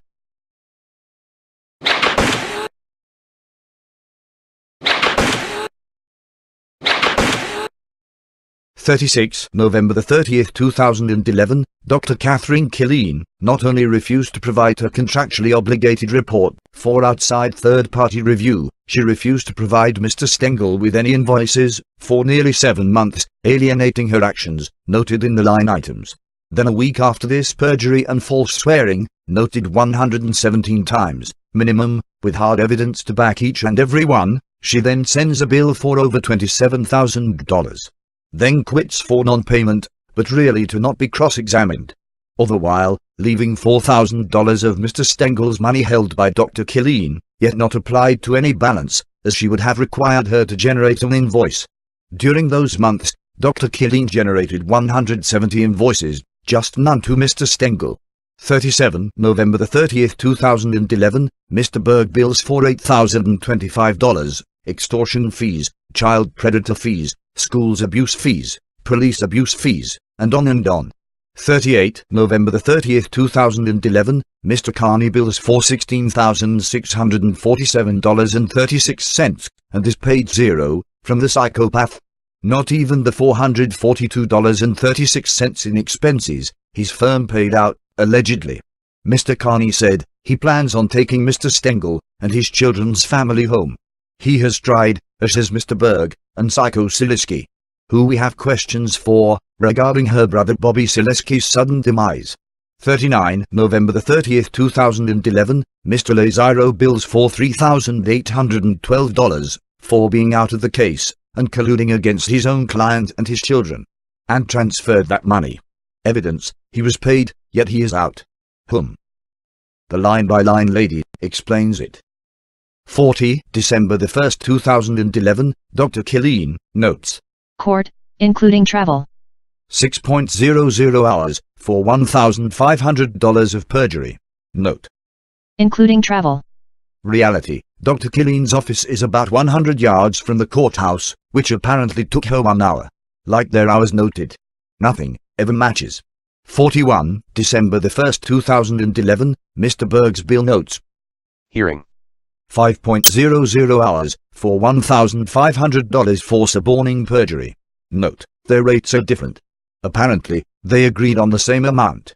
42 December 1, 2011, D-Day. Mr. Bradford G.Y. Carney's bills continue to flow like hot lava. The trial is at 9 o'clock and it appears they must have slept at the office, as they kept preparing to not put any witnesses on the stand. 43 Perjury, subornation of perjury, constant and colluded fraud, equals children lose from 1.5 days every 2 weeks with father, to 0 communication with their father. Not yet cross-examined. Killeen is still on the stand. Let's repeat that.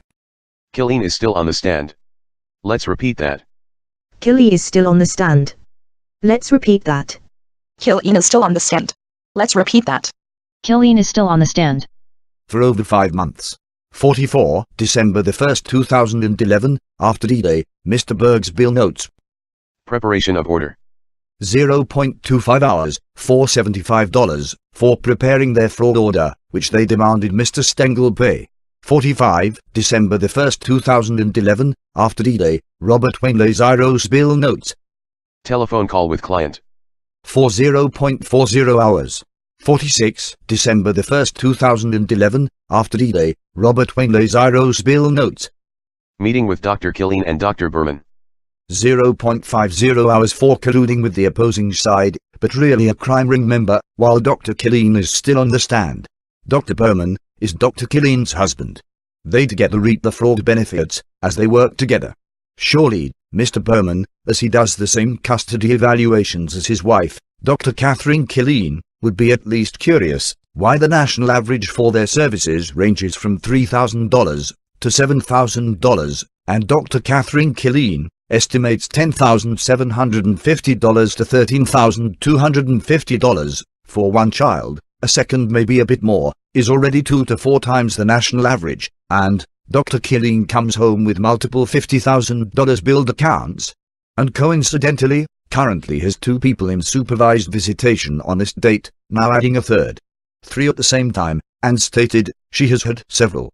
That in response to Judge Martin's being bewildered with the concept of Dr. Killeen recommending that for Mr. Stengel, and was not familiar with such extreme measures, when Dr. Catherine Killeen justifies her own fraud by stating she has 2 going right now. Therefore, Dr. Killeen justifies her fraud with confessions of more fraud. Mr. Berman, we have lots of questions for you and your firm. Note, that's all we will do with the spread the fraud sheets for now. However, we will revisit number 46 a little later. Remember the entire witness scam mentioned. They harass, abuse, and bill, and note as witnesses. These witnesses are not put on the stand unless he can harass them to commit perjury. Otherwise these thugs would be exposed. That's a no. Hell no. For example, Michael Barrison did testify, which contradicted Mr. Carney's objectives, however, afterwards, told Mr. Stengel he almost did not come to court, as Mr. Carney the night before was pressuring him to lie on the stand. AKA, the king of suborning perjury. Mr. Stengel always has hard evidence backing up his claims, unlike these thugs. Mr. Stengel wants these witnesses to come in, unlike Mr. Carney and their crime ring's only goal, which is to harass, abuse, use psychological warfare, and the billing parts. Then, they are alienated. Got the game? Here is their game in action. Mr. Stengel subpoenas many of those very witnesses. Mr. Carney files a motion to quash the witnesses. Translated, block them from coming in to testify. This filed on November 12, 2012, where Mr. Carney portrays himself as representing these people, even police, boys Latin school, and others. You will even notice Catherine Barrison, who they were preparing her to testify. However, as you will see here, he is in fact doing the opposite. Take a look. Beginning at number 7. 7. Almost all of the subpoenas issued by the plaintiff were to third parties and entities that possess no information relevant to the issues to be addressed at the upcoming court dates, and were issued by plaintiff in an attempt to annoy, embarrass, and oppress defendant and those persons or entities subpoenaed. Note. That possess no information relevant to the issues. Note. No information, yet good to harass, abuse, use psychological warfare / brainwash, and the billing parts.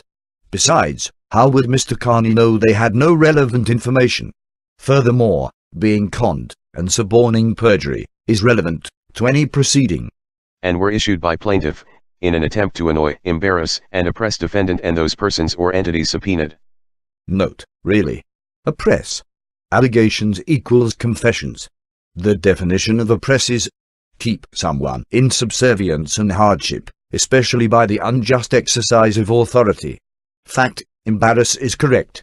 Once on the stand, they would learn how they were all conned and violated, will initially feel embarrassed. Or should they be left in the oppressed state of delusion? 8. Subpoenas issued to the following persons should be quashed, as these individuals or entities have no information relevant to the financial matters pending before this court. Note. Really.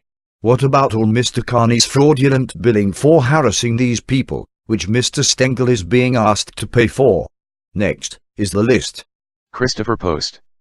Sher L. Flowers. Jean Campbell, at the police station, hell no.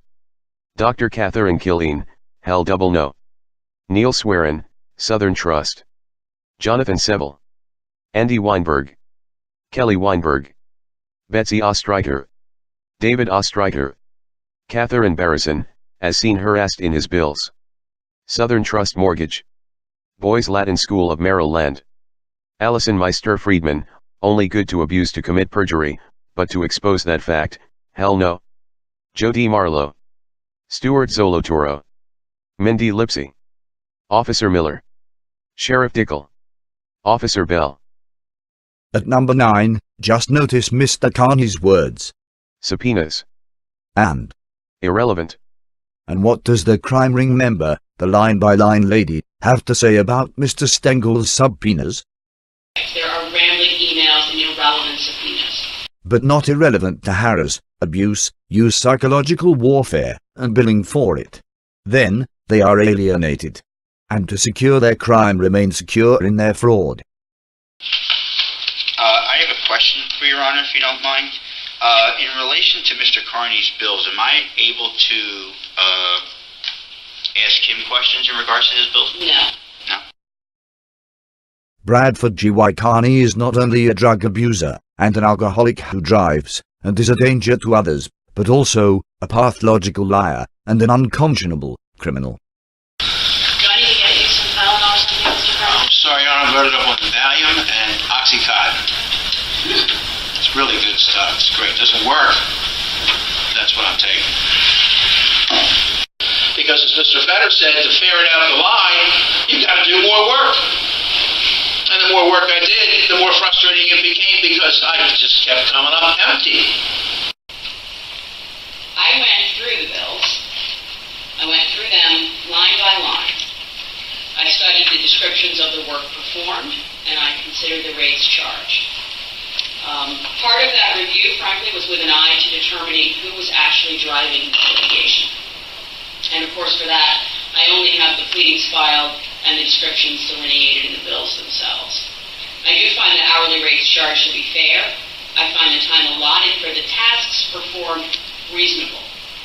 I find that of the almost $200,000 in legal bills, much is attributable to inappropriate actions on the part of Mr. Stengel. December the 1st, 2011, custody trial. For now, we only show what relates to the Dr. Eisenberg fiasco, keeping two things in mind. 1. This is only 2 months after the September 29, 2011, information we reviewed. 2. Dr. Catherine Killeen received numerous emails, as have been shown, as has Leon W. Berg, the alleged best interest attorney, who now questions his only witness. Would your recommendation also include psychotherapy for any other parties or the children? Yes, my understanding is that Maya and Alex currently see Dr. Joe Eisenberg. It's unclear to me how regular those visits have been.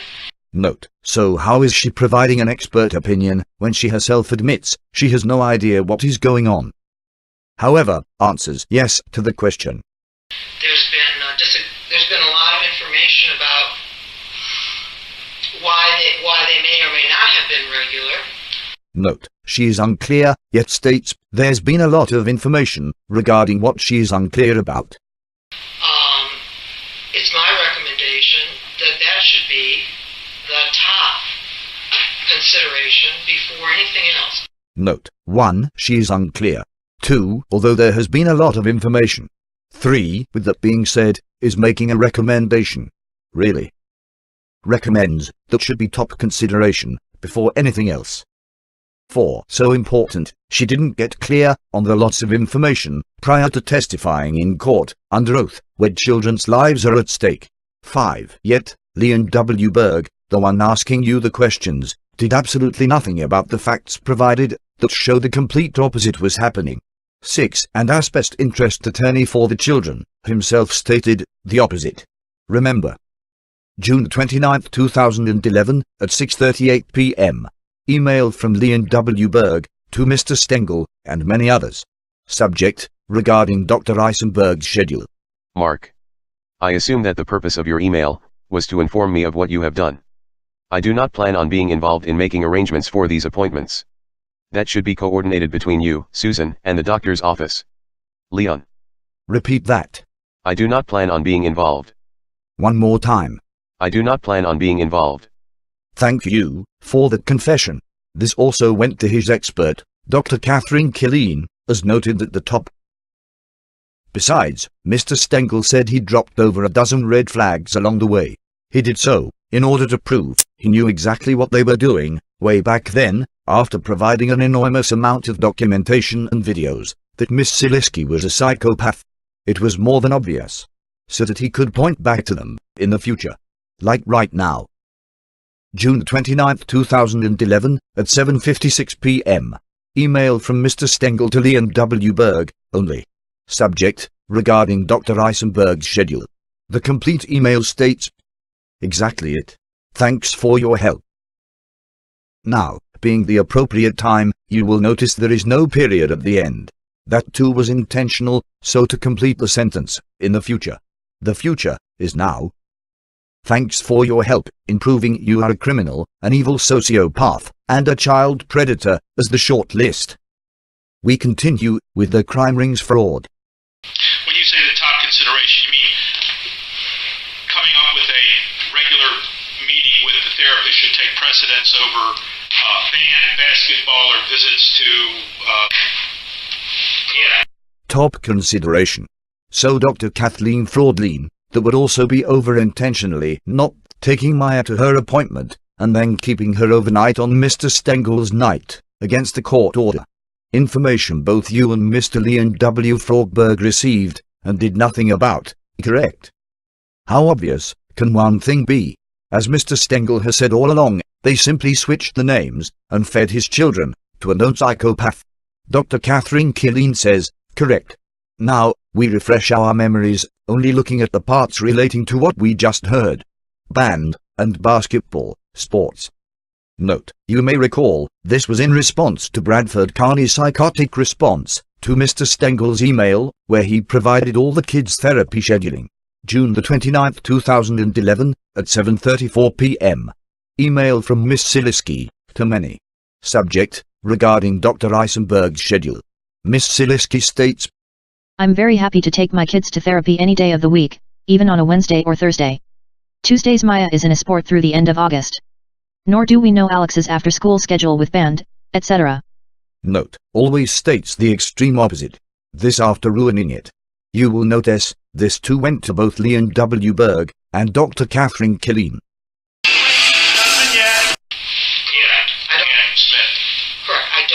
I think Dr. Eisenberg has after-hour schools, after-school hours, I don't think that it would be necessary to take them out of school. Reality, as already seen and shown, provided to Leon W. Berg and Dr. Catherine Killeen. Exactly what Miss Siliski did when scheduling appointments at 9 a.m. on Mr. Stengel's day, and did not even tell him. You may also remember Miss Siliski scheduling Alex's braces be removed at 9 a.m. on a school day. How soon we forget. Exactly why Mr. Stengel has documented your insane crimes against his children. Note, we will listen to the rest of page number 39, just for that rambling double-speak. Dr. Eisenberg has after-hour schools, after-school hours, I don't think that it would be necessary to take them out of school, but, you know, somebody who practiced in the area of child psychotherapy for many years, you know, sometimes it is necessary. You just can't see all these kids after school, and sometimes you can work out with the school that the first, you know, you'll find, like, if Wednesday is art first thing, or Wednesday is something else, that may be, you know, that may end up being the day, but... Huh? We head to the final page, which relates to the Dr. Eisenberg fiasco, page number 40. Yes, there are only 2 pages. Warning. Warning. Warning. You should be sitting for this one. Generally speaking, I think they need to be on a regular, definite, predictable schedule. Both kids have told me that they have found it helpful, and I think they need a safe haven, because they are... Note, 1. Predictable. 2. Psychopaths are anything but predictable.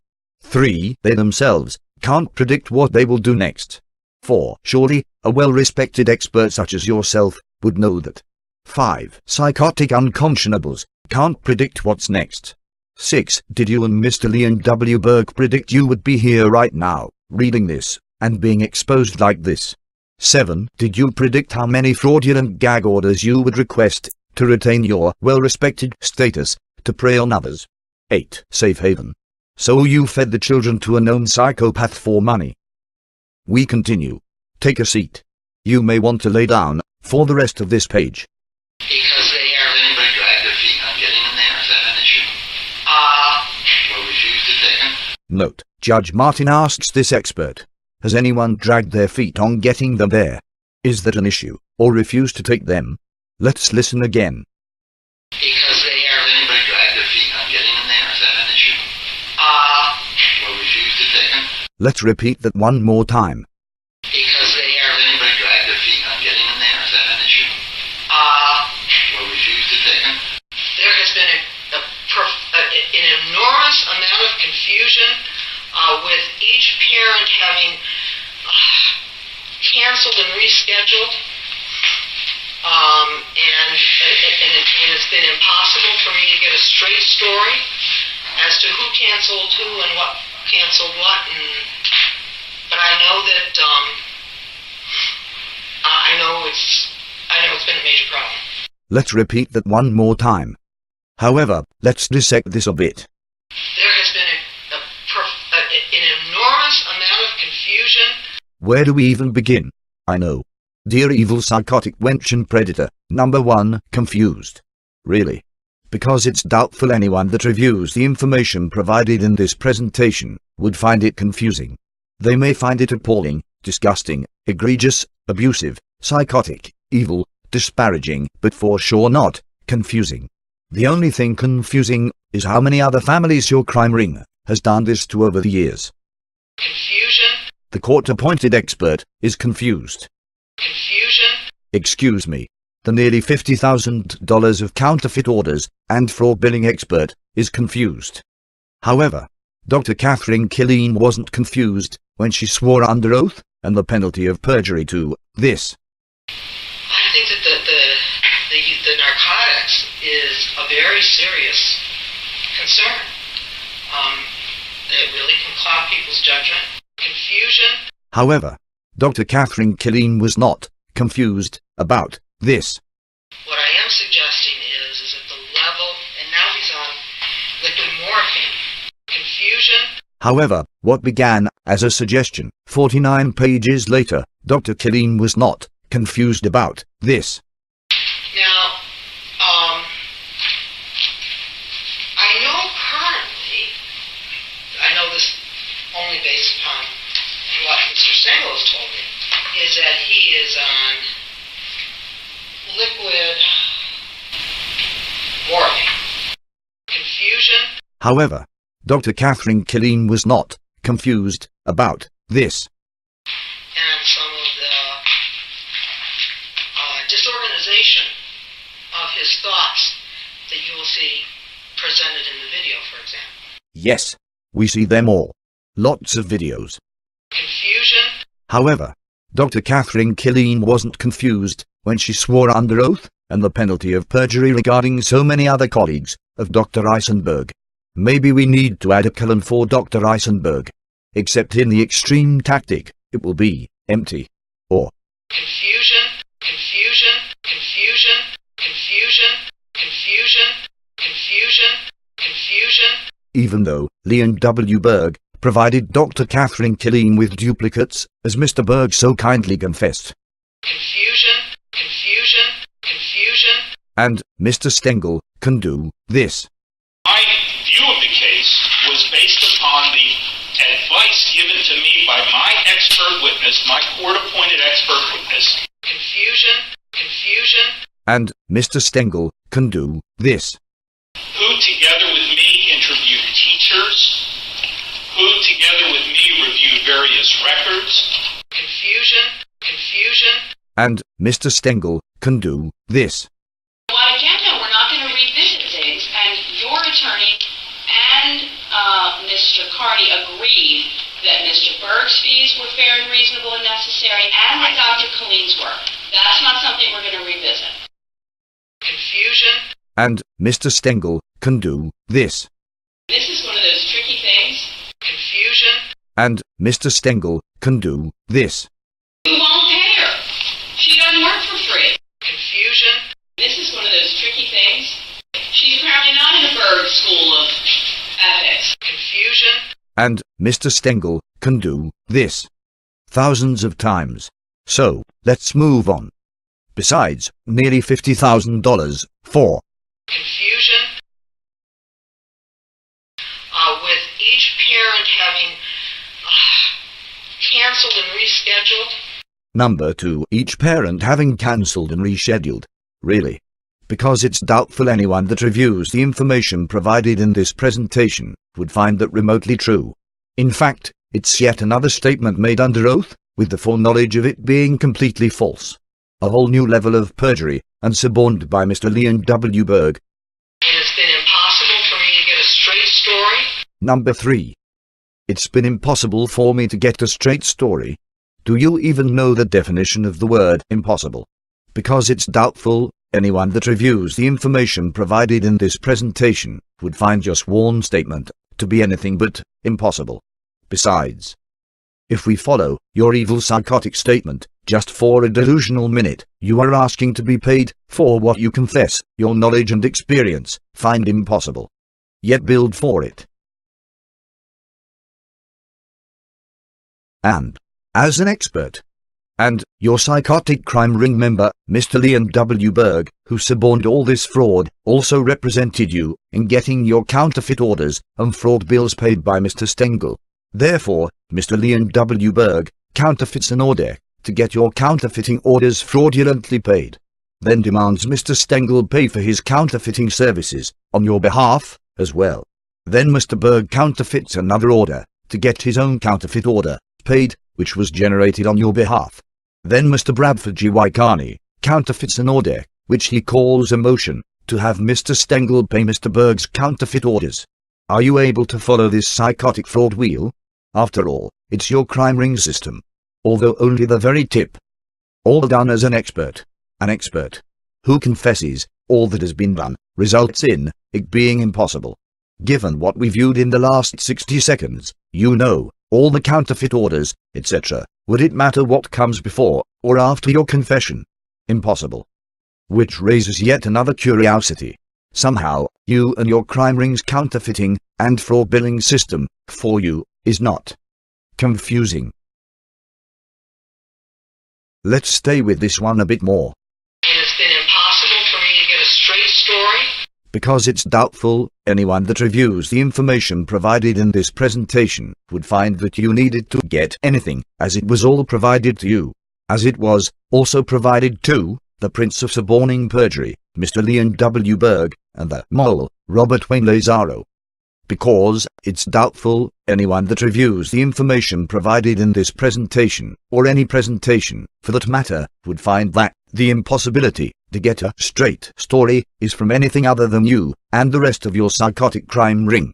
Allegations equals confessions. Besides, how much is 2 plus 2?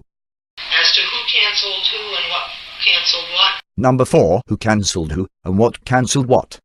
Talk about psychosis, overflowing, like burning hot lava. Let's listen to this again.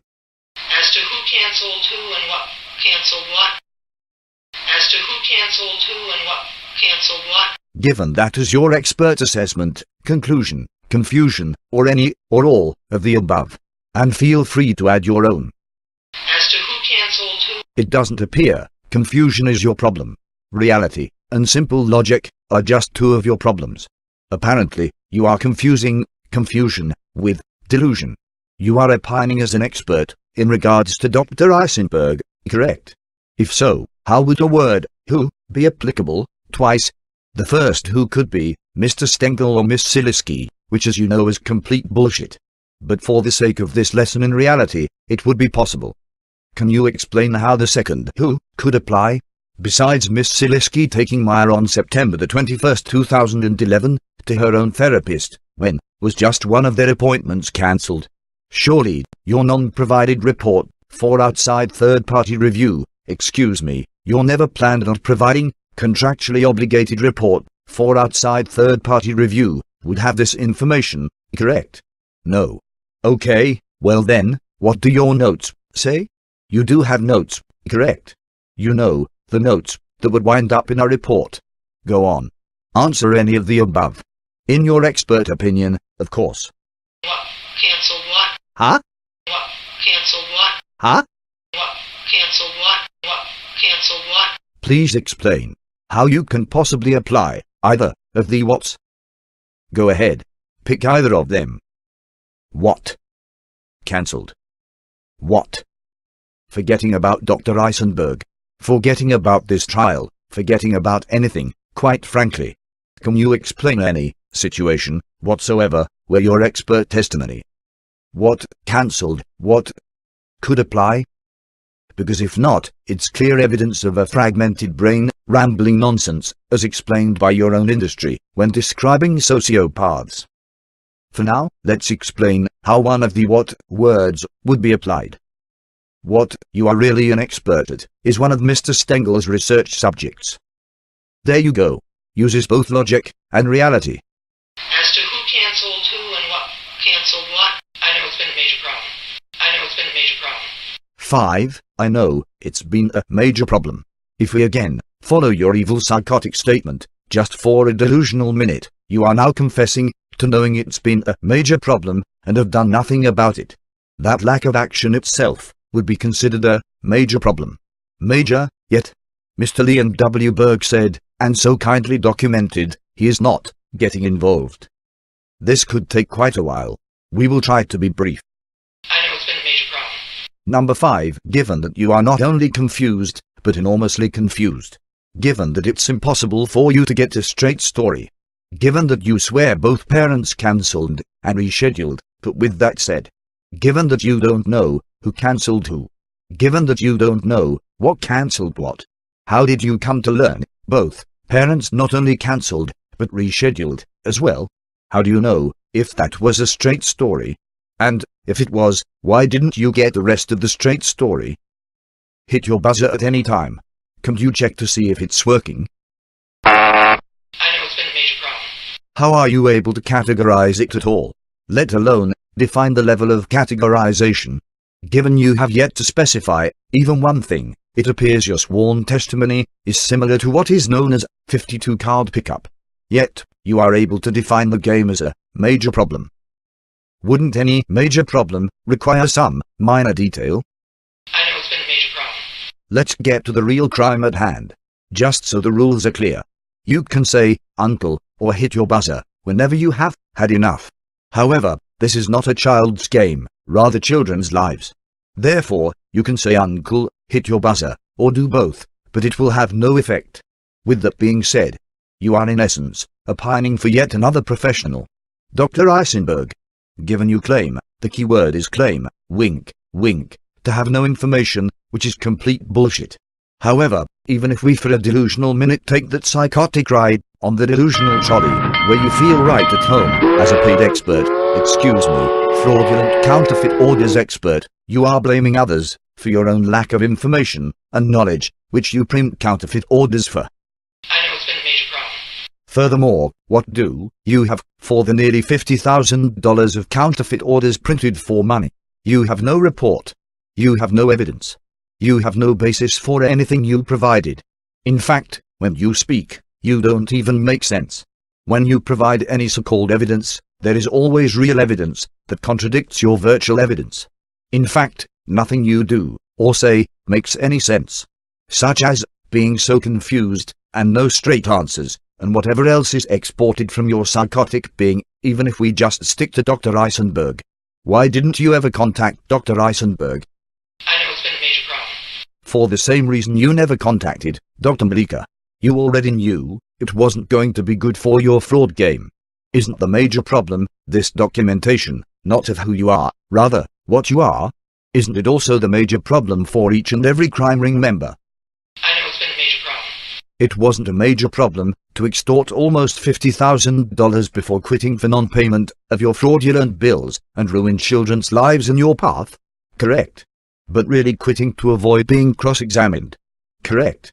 It wasn't a major problem to fraudulently involve the children's schools, interrogate them, their teachers, faculty and staff.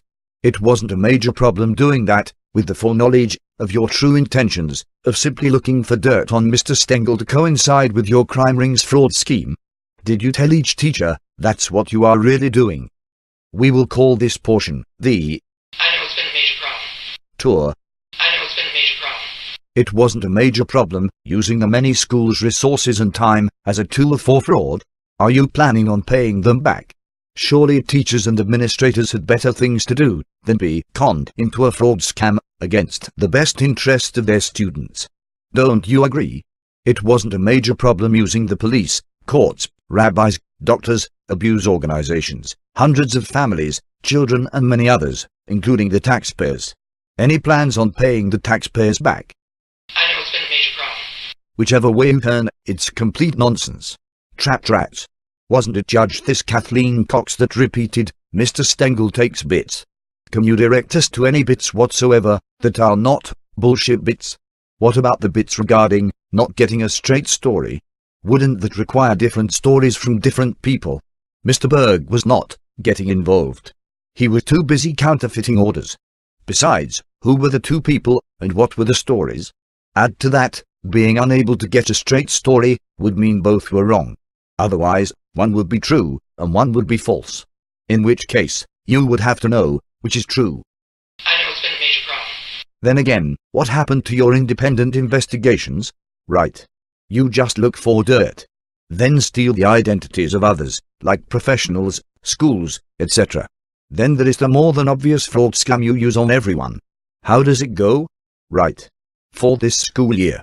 So you can fraud bill for the next school year. Correct. We will call those fraudlets.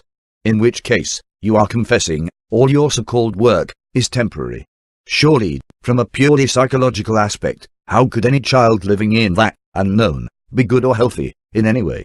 Curiously, in this meticulously documented counterfeit orders and fraud bills, Miss Silisky, of all people on the planet, is not the case. In fact, the who selects the school for my bullshit fraud scam on September the 28th, 2011, Dr. Killeen in fact documented it was for that school year. Yet, nothing provided after that in those regards. You have time to think about that answer, but not much time. Therefore, proving the insane number of people scammed with that obvious, designed in advance fraudlet called for this school year. Therefore, in the best case scenario, you are confessing to never knowing anything. Can you imagine if that's how anything at all worked? Like the legal system. You're innocent this year, but come back next year. And don't forget your checkbook. I know it's been a major problem. In fact, not only are all of your and your crime ring's actions not a major problem, it's not a problem at all. Isn't that correct? Although there are countless things you all didn't provide, because you simply can't provide what doesn't exist. Which can all be summed up in the one thing you also can't provide. Because it too does not exist. A conscience.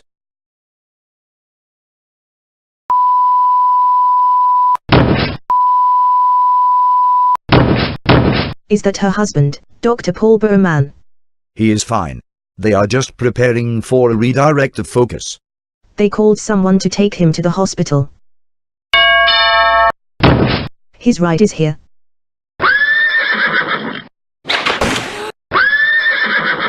I know it's been a major problem. Dr. Paul Berman, who is Dr. Catherine Killeen's husband, work in the same office as the only two practitioners, runs the same fraud scams and counterfeits orders, with bills for $50,000.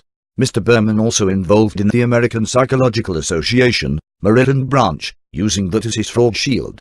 Then, in a fraud trifecta, Richard Block, Dr. Catherine Killeen's attorney, also works as counsel for that same American Psychological Association, Maryland branch. In fraud fashion, Mr. Leon W. Berg was representing Dr. Killeen as legal counsel, yet never entered his appearance. Then, Mr. Stengel has yet another counterfeit order, where Dr. Catherine Killeen, Mr. Leon W. Berg, and Richard Block were all participating in their little powwow conspiracy. Take a look. I know it's been a major problem. Although Dr. Catherine Killeen is still on the stand, since it was postponed for Dr. Killeen to be cross-examined, we have other information regarding her corrupt and unethical actions after December 1, 2011, such as in February 2012. They are not noted in Dr. Catherine Killeen's bills. However, Dr. Killeen's bill notes: March 26, 2012, telephone call with Mr. Berg and Mr. Block.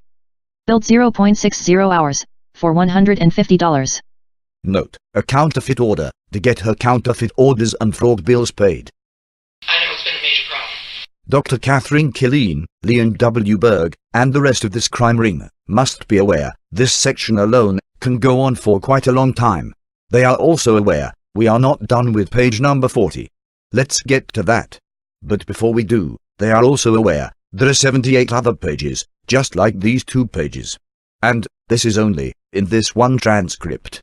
Mr. Stengel, having been quiet, surely Dr. Catherine Killeen and company may have thought it was clear sailing.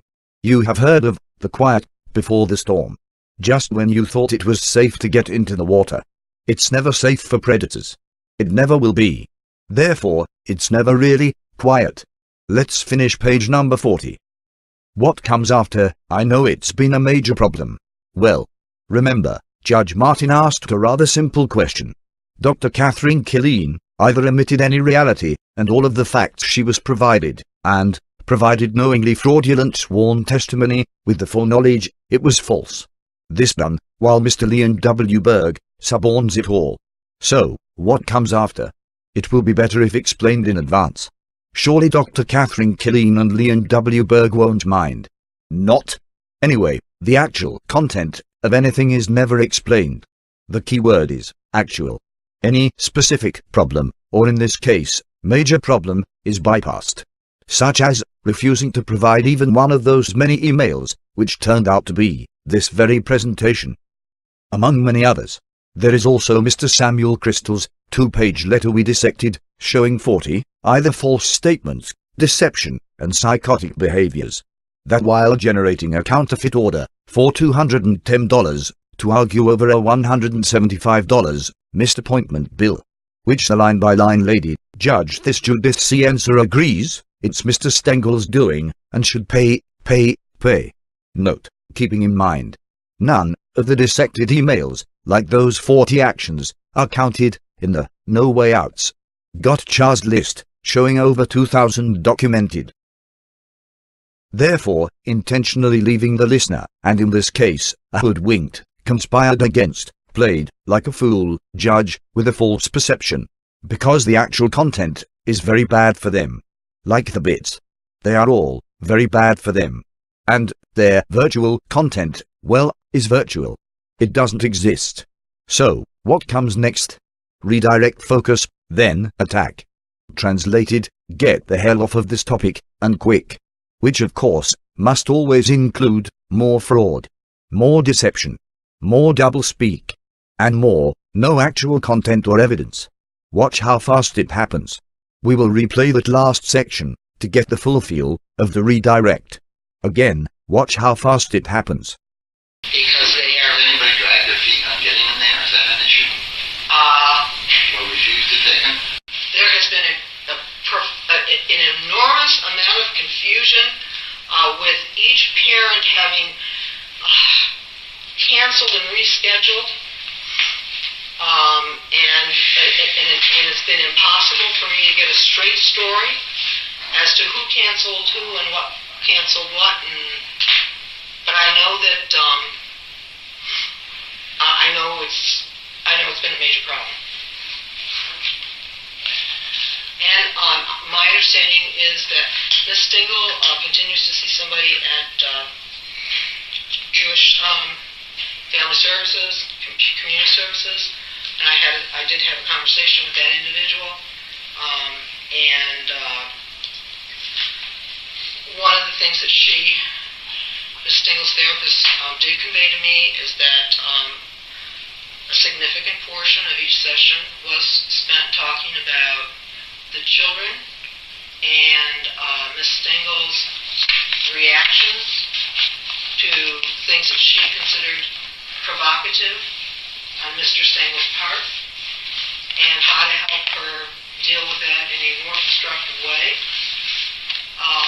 With sort of the last chance would be that Ms. Stingle could call her, the therapist, if she felt she was in the middle of some kind of exchange that was going out of control with Mr. Stengel, and that she would be a resource for her. So I think that is something that's very important to continue. Pretty slick / slime move.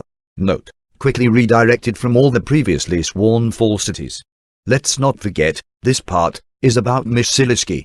One objective is, never discuss actual events regarding Miss Siliski.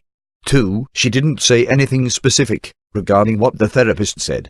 Then again, it's awfully similar to the non-information regarding the entire fraud via the Dr. Eisenberg fiasco. 3. She said she spoke with one of the therapists, yet Dr. Killeen, as noted on that same page as Dr. Kimmel and Dr. Jonas and Dr. Marino, called 3 of Miss Siliski's therapists. 4. Miss Siliski's main therapist, where Miss Siliski took Maya. Yes, that one. To her own therapy appointment, and refusing to take Maya to Dr. Eisenberg. 5. Apparently, that was where all the confusion came from, for this well-respected, due to obtaining fraudulent gag orders. 6. Even having Mr. Stengel falsely incarcerated for accessing his First Amendment rights to inform, warn, the public. 7. It's obvious why Dr. Killeen never called, or even attempted to contact Dr. Eisenberg. 8. Miss Siliski's therapist in Owings Mills was her main therapist, which just so happens to not be one of the 3 Dr. Killeen called. Surprise! 9. And obviously aware of the therapist, there is not a chance in hell Dr. Catherine Killeen will contact her. Hell no. 10. Therefore, Dr. Killeen's extensive psychological evaluation of Miss Siliski had her contact 3 therapists, none of which Miss Siliski even goes to, and even with that, only reported about one of those 3. 10a. The number of therapists Miss Siliski goes through, itself tells quite a story. Who has had 4 therapists in a year or so? 11. Maybe because Miss Siliski was trying to get one of those 3 fired. 12. For what? 13. For after 3 sessions, focusing on Mr. Stengel, at the end of session 3, with 10 minutes left, directing the conversation towards Miss Siliski. 14. Therefore, even though in a so-called therapy session, if asked about her actions, she is being victimized, and reporting that therapist. Now furious, even stating, she is calling, and lodging a complaint, and getting her fired. Besides. 15. If we put what Dr. Killeen did state in the proper context, which Dr. Killeen, or any of the crime ring would never do, she is confessing to. 15a. Miss Siliski talks about the kids, not herself. 15b. Miss Siliski disparages Mr. Stengel, knowingly lying, even to her therapist. Why? The therapist can be used as a tool, like everyone. 15c. Just like Dr. Fraudlein is doing, on behalf of Miss Siliski. Remember, these extremely high-level unconscionables cannot be fixed, so the whole therapy scam is just another event being staged. A tool for future use. 16. The key phrase used. Mr. Stengel, provoked. 17. Needs hotline. Danger, danger. 18. Dr. Fraudlein left out one minor detail, which she and Mr. Berg are both well aware of. Mr. Stengel refused to even speak to Miss Siliski, as she would twist things around and manufacture bullshit. Therefore, Mr. Stengel had not spoken one word, not one single word, to Miss Siliski, since June or July 2011, let alone provoke her. 19. That was 5 months prior to Dr. Killeen spewing more fraud upon the courts. 20. Dr. Killeen should be aware, these may be billion-dollar questions. Not total. Each one. She, like them all, will, no doubt, be famous, beyond their wildest nightmares. Surely you have heard, or will hear them say, Mr. Stengel provides bits, as they all repeat the same nonsense. However, there are bits, and here is why. 1. You would need hundreds of hours to view it all. 2. Besides, the bits are never there to put anything in its incorrect context, such as the way they spew the word bits. 3. These presentations are for educational purposes as well. 4. Therefore, allowing the discovery process to take place.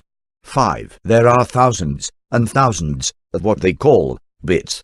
6. Little bitty bits and major bits. However, they are all psychotic bits.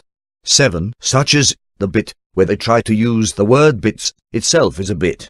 Then, you will notice, they won't, because they can't, point to any of their claimed, out of context, bits. 8. To begin to understand the unimaginable is beyond difficult. 9. Explaining the unimaginable is impossible. You will sound crazy. 10. The reason the experience itself is required. 11. Having the experience means you have already been screwed. 12. Understanding one of the goals being the discovery process, and if you went through the presentations in the order recommended, you may have picked up on many other bits not dissected. 13. However, if you didn't, don't worry one bit. Given there are thousands of bits, this is not easy. 14. The bits, combined with the educational goals, should be thought of as a game, which Mr. Stengel calls concentration. Except in this version, you find that mismatches. And yes, plural. Many times, more often than not, there are many mismatches. And, with each mismatch, the points double. 1, 2, 4, 8 and so on.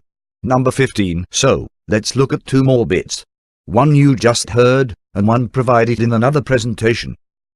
So, let's play. Concentration. If we look at Dr. Catherine Killeen's own bills, you will notice the 30-minute call to Dr. Kimmel, Miss Siliski's medical doctor, whose records show long-term mental illness. Therefore, Dr. Killeen refused to request those records, or mention what was already provided to her regarding Dr. Kimmel, or mention what that conversation entailed, or even mention that conversation.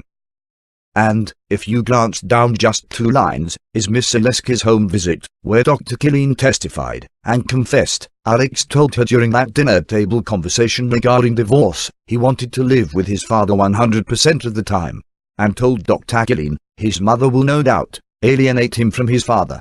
Note, what Alex didn't know was, it was Dr. Killeen, Mr. Berg, and the rest of this crime ring, assisting Miss Siliski in doing just that. Isn't that correct, Dr. Fraudlein? Okay. Back to the other false swearing. Now for Dr. Killeen's sworn testimony.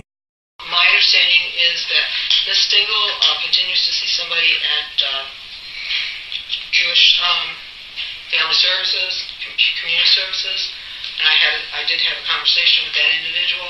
Dr. Killeen's bill notes. May 25, 2011, telephone call with Eileen Fetterman, LCSWC. Billed 0.70 hours for $175.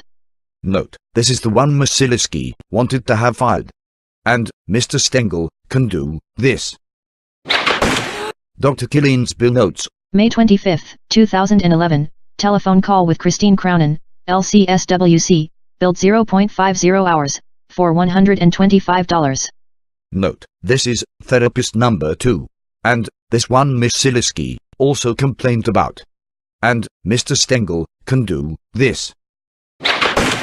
Dr. Killeen's bill notes. May 25, 2011, telephone call with Helen Cooper, LCSWC, billed 0.30 hours, for $75. Note, this is therapist number 3. And Mr. Stengel doesn't even remember this one, but there were 3 from Jewish Family Services. Note, therefore, Dr. Killeen spoke to 3 of Miss Siliski's therapists, and counterfeited orders totaling $375. You will also notice, nor does any line item note any contact whatsoever to Dr. Eisenberg. And the same with Miss Siliski's therapist, and the one she went to in Owings Mills, just weeks before Dr. Killeen's sworn testimony, Laurie Hettinger.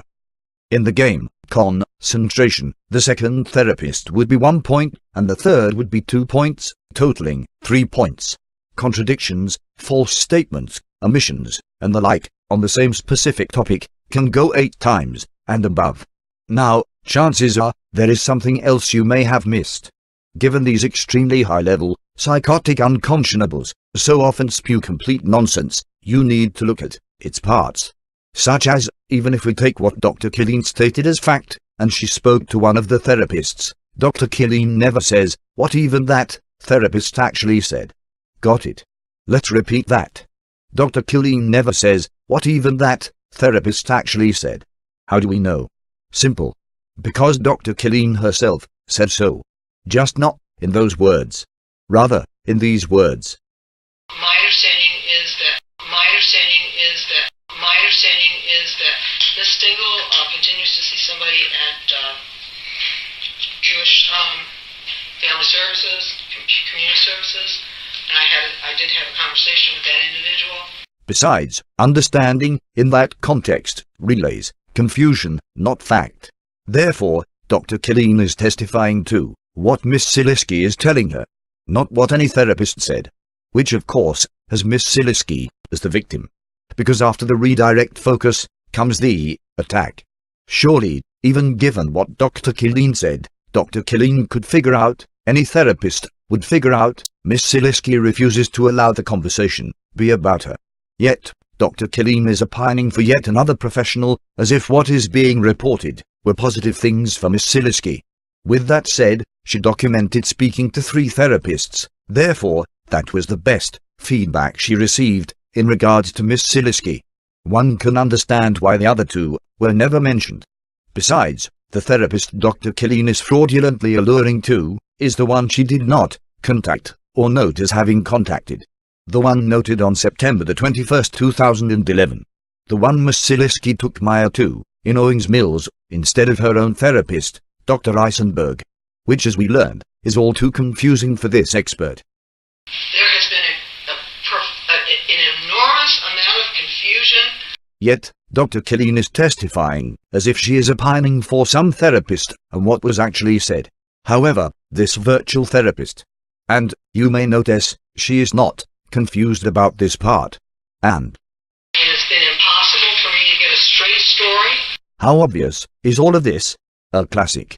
Allegations equals confessions. You may begin to understand the amount of slime that exports with each tar-filled breath, and the fact crimes and abuses are committed with each of those breaths is normal to them. Now, you may be angry with these thugs, and you should be.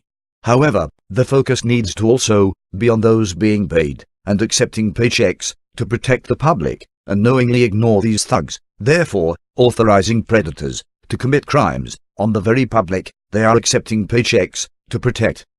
Mr. Stengel reported Dr. Catherine Killeen to those claiming to deal with fraud, ethics, and whatever other actions. In this case, the American Psychological Association, both national and the Maryland branch.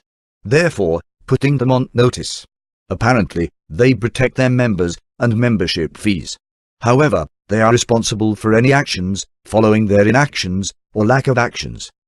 Dear American Psychological Association, good luck.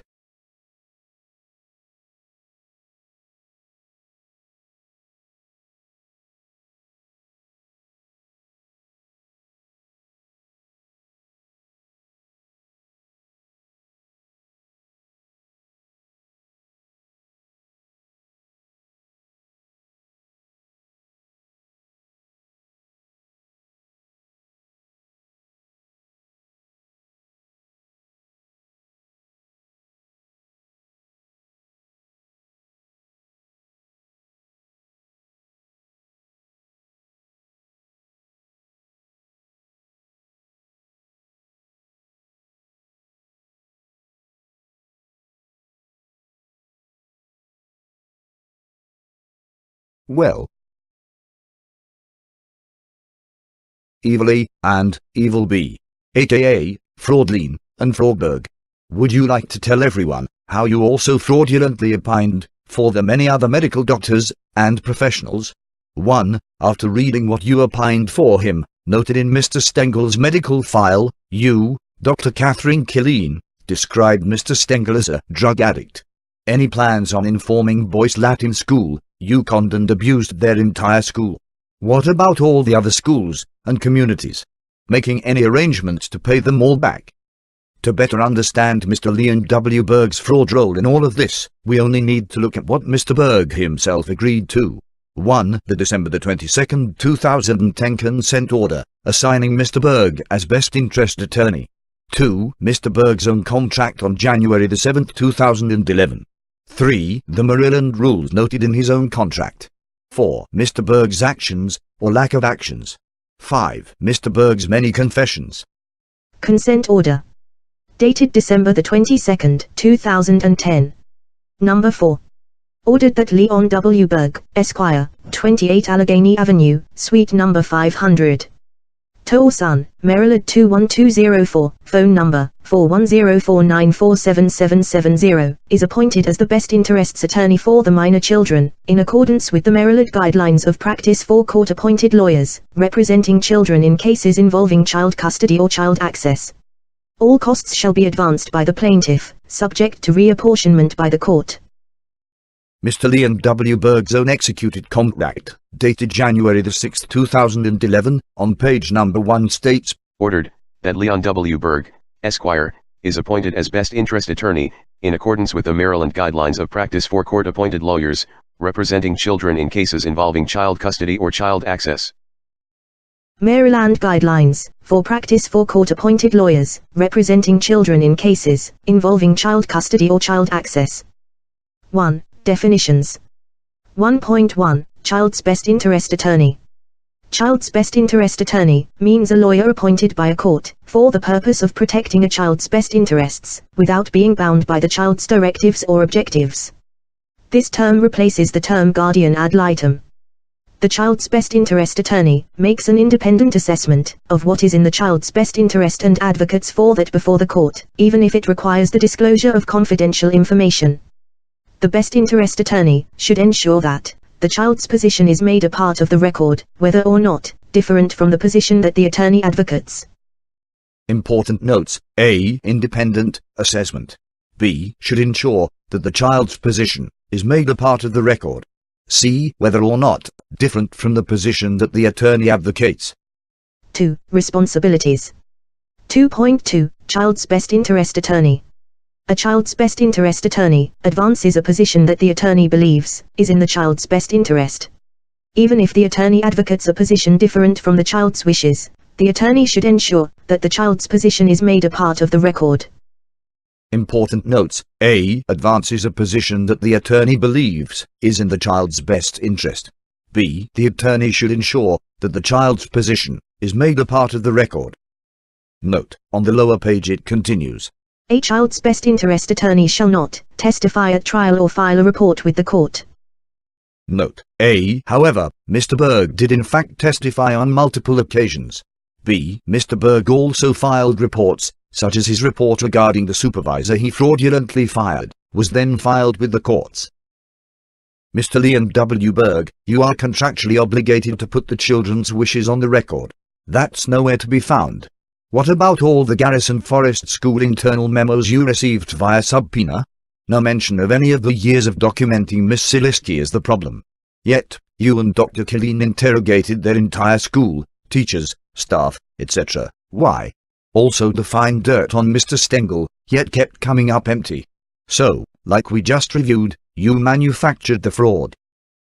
Today's June 1st, 2011. I'm with my dad. It's on Wednesday. It's around 8:30 p.m. And it's been really crazy that past 8 days. Mom called the cops. There's the cop cars because of a backpack and paper bags. Earlier before that, Mom she got angry at me because I was talking something, forget what, And then I was in my bed and she showed me what Dad did, which was a lie, complete lie. She twisted my arm on purpose. She twisted it hard, and I'm really hurt. And she started poking me the heck out of me really hard. Really hurt. It's been just crazy. She flips out every second. And she's trying to bribe me not to talk to it. It's crazy. So that's what's happening. So frustrated about it. Anyways, Scott's in Aruba. And every now and then I sing the song, Aruba, Jamaica, ooh, I wanna take her to the Uber, Bahama, come on little mama, Bahama, if I take her, you know that? Yeah, that's what it is. Alright. Today is July 15th, 2011, and I found out good and bad news. There's a court thing for custody on August 27th, 2011, which is in about a month and a half, I'd say, give or take a couple days. Mom has been calling Dad, like he's been manipulating us. She's been calling calling Dad bad names. And right now, Maya is like lost. That's how I put it. She's like, whatever Mom says she follows because she's Mommy's little girl. But she never cared about Dad. Because Dad tells her what's right and what's wrong. And Mom tells her what's wrong and what's wrong. I mean, Mom gave her 2 bags of cotton candy at her party at Six Flags, because Mom was afraid that our original plan was to go to Hershey Park for Maya's birthday, but we went to Six Flags. I know why. Mom made a different reason why, but it was a reason to agree on, because it was the truth, but it wasn't the complete truth. She just didn't want Dad to know where we were in case he showed up. So she went to a place where Dad wouldn't know. And she only let us call him at the end where we were about to leave, because just in case he wanted to come while we were already there and meet us somewhere. So, I'm really looking forward to the August 2nd thing, 27th for custody. It's good yet bad because it's the beginning of the school year. I'm good because I'm pretty sure Dad's going to get it. And that's pretty much all I have to say for this one. Alright. Today is August 25th, I believe, or 26th. It is 10:06, and the last 2 days on Monday and Tuesday were weird. On Monday, was crazy. Tuesday especially was crazy. I got punished because I was talking to Dad, and she was just listening to the entire thing, and I didn't want her to.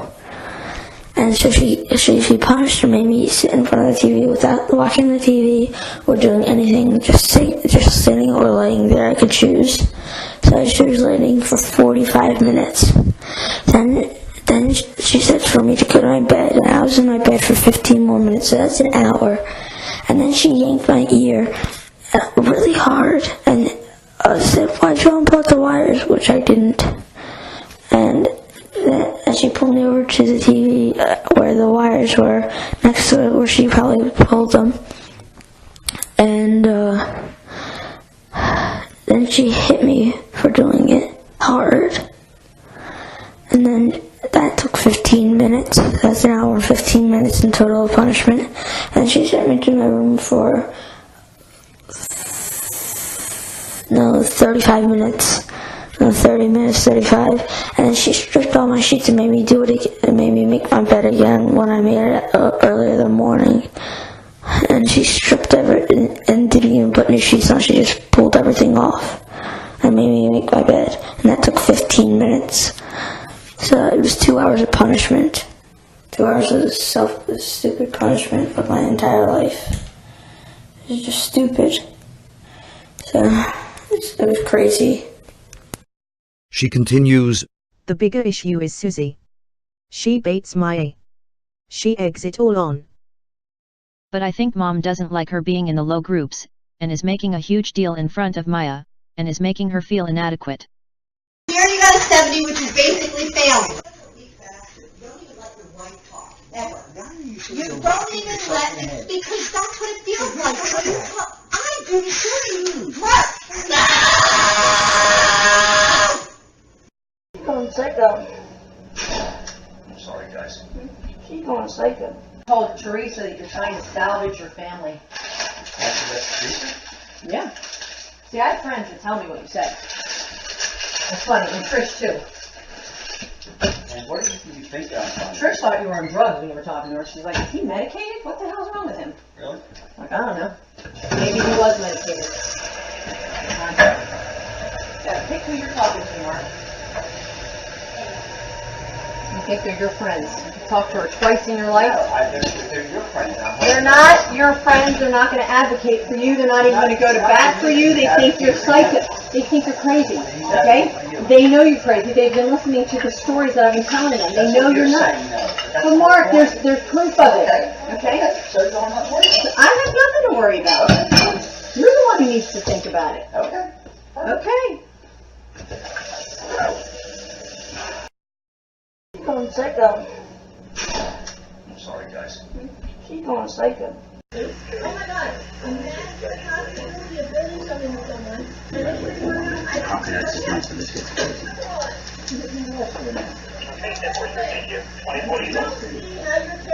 I told you, and I will tell you again, I have said to you, put it all in another name, write a document, and I'll sign it. For me, it is that night because it's like a mirror, because you don't listen, you're dead. You're dead. Listen. It's not irrational. You're not listening. Excuse me. It's you not listening. I'm kind of screwed in this way because he hasn't physically hurt me. Now is really based on,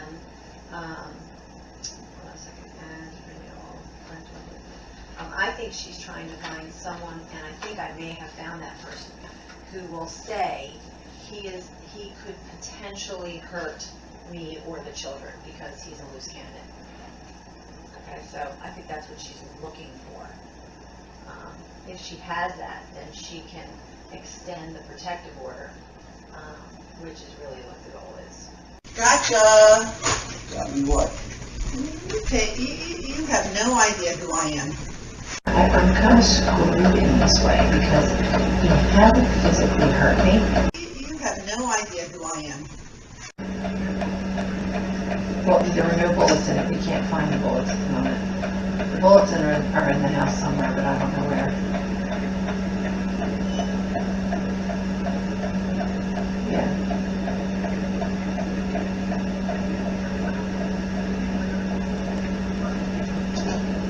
He wouldn't have done anything. He really wouldn't have. I mean, honestly, between me and Olympus, he wouldn't. He had it there because he's got an ego and he's a bully, and he wouldn't have let anybody hurt his kids or his family. That's 100% the truth. Absolutely. Yes, he will. Then he will see a full picture of what you're like. And David Ostraker can tell him. Oh, yeah. I'm sure he can. There's stuff about David in there, too. Yeah, that he'll David, really the like. attorney, and the Right. man who's unemployed for 3 years. The attorney, right. The attorney whose Mark, wife did what? You haven't worked in 3 It was years. the attorney, only Why still don't an you attorney explain because that? I didn't provide these film to people. Otherwise, he wouldn't have had a job. It's ridiculous.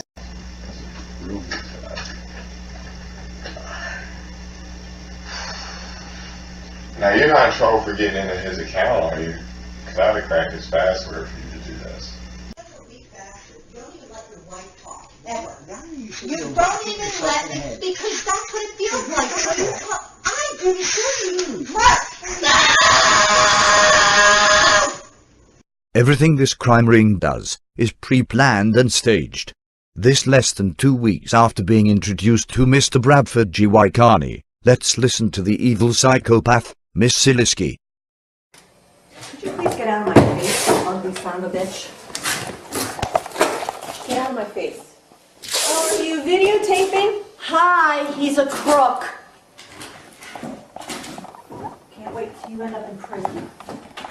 Can't wait till you end up in prison. Can't wait till you end up in prison. Can't wait till you end up in prison. Can't wait till you end up in prison. Can't wait till you end up in prison. Sorry kids, the money train left the station. We understand you love your daddy. However, we have fraud businesses to run. Whatever your own experiences are, and have been, you must come to learn are delusional. Our information that does not match your own experiences, is to be your reality. Remember kids, we are the experts. Now, get the hell back in line and behave. Is Dr. Catherine Killeen evil? Doctor quits for non-payment, but really to avoid cross-examination. This will always be known as the paragraph. The paragraph that nails the coffin shut, they thought. After 3+ hours of Dr. Catherine Killeen's coded, false testimony on December 1, 2011, regarding the father, lasting 80 pages, where all evidence points in the complete opposite direction. What was sworn to in total about the mother, so Judge Martin could make a fair and rational decision, extremely crucial to the children's lives, was completely contained in this one paragraph. I think Mr. Stengel's he's got some real tough work ahead of him. I'm not trying to paint Miss Stengel as perfect by a long shot. I think she's got her difficulties, she's got her issues. I think she has taken on to address some of them in a responsible way. And I think she's also had to just sort of, live a little bit of a bunker mentality, because you can see the amount of material that's come down in this case. And I'm not personally involved, and there have been many a day where I have just felt overwhelmed. So I can't imagine that a reasonable person, including the kids, would feel overwhelmed. That's the end of my testimony. The children lose 100% communication with their stay-at-home father. Ongoing question, is anything you have seen, or will see, reflected in this paragraph? Case is still going on. Father will never give up on his children. Let's listen to Dr. Catherine Killeen's crime partner, Judge Judith Enza, reference what Dr. Killeen is swearing to under oath and the penalty of perjury, in total regarding Miss Silisky described as issues and difficulties, both which can be handled with a psychologist. Mr. Rudo, I already know that Miss Stengel hasn't always been honest. I know that. I know she lied to the police officer because she had Mr. Stengel's phone when she said she didn't. So I know that. And it didn't escape my notice that there were several discrepancies in the financial statements. In fact, in that hearing we had, that lasted several days, it was like every day. Actually, I would get a before lunch and after lunch amendment. So, Besides Judge Enza's confessions of knowing Miss Silisky lies to police, files false financials, Miss Silisky will commit perjury at will, and repeat the same egregious criminal acts to the same judge's face, over and over. Mr. Berg, Mr. Leon W. Berg. Whether Mr. Karsiski's 148-page package to the state, with only a sampling of Miss Silisky's local, state and federal crimes. Mr. Stengel's provided insane number of career-long crimes, and even Judge Judith Enza's own words, yet, not one ever mentioned by Dr. Catherine Killeen, or Leon W. Berg, in any form. Not one. Besides the insanity of neither, even mentioning any at all, in any form whatsoever. Dr. Killeen, or Mr. Berg. What are the odds independent work would come up with that same result? That alone screams collusion, conspiracy, racketeering, fraud upon the courts, plural, child abuse, counterfeiting orders for money, counterfeiting judgments for money, and the list goes on and on. Now, the longest ever documented. No way out. Almost forgot. Legally or ethically.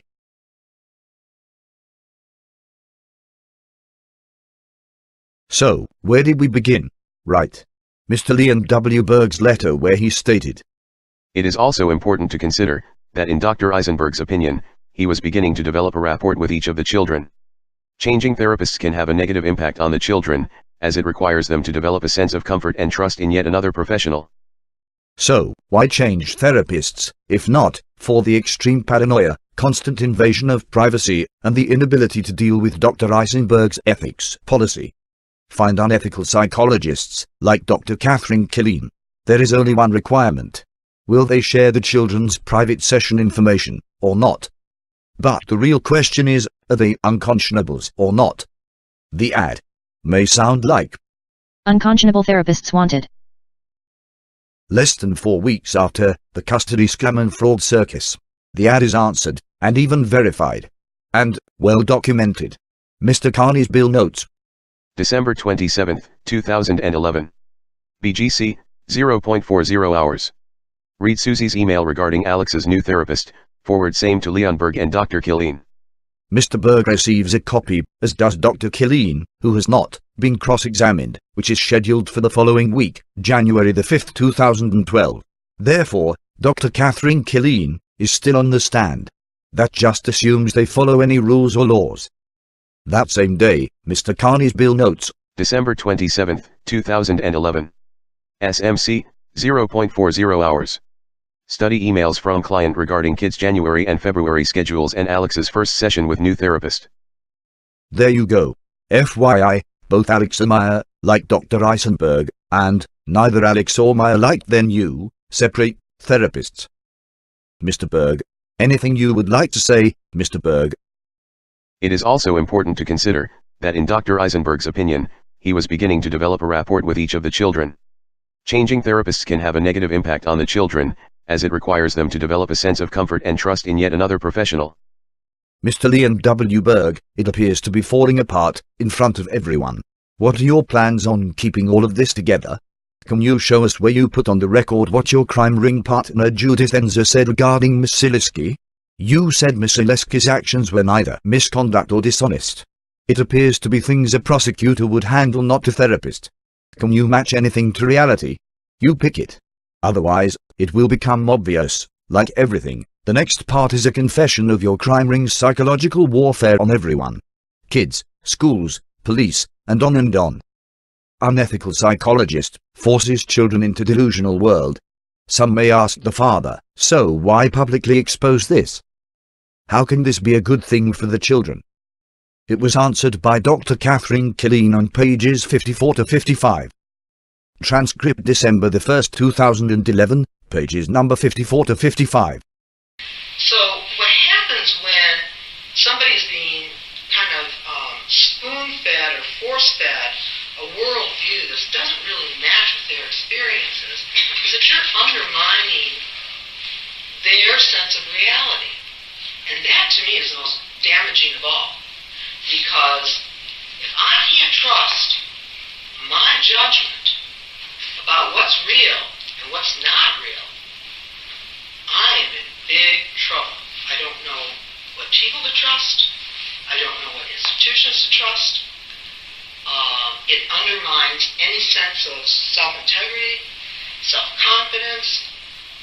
It's a very, very devastating condition, and it sets up...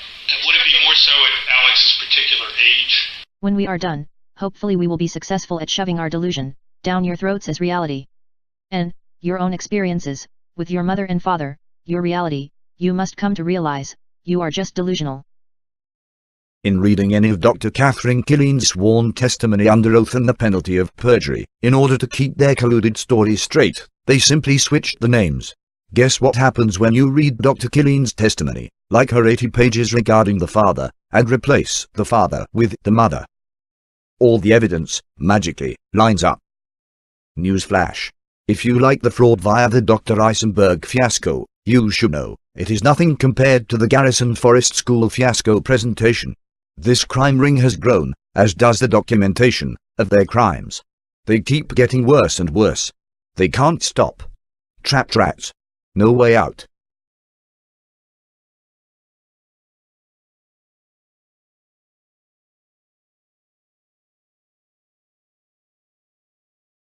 The serious, white-collar child trafficking not only states what is being done, but acts as a tool for unimaginable information to flow.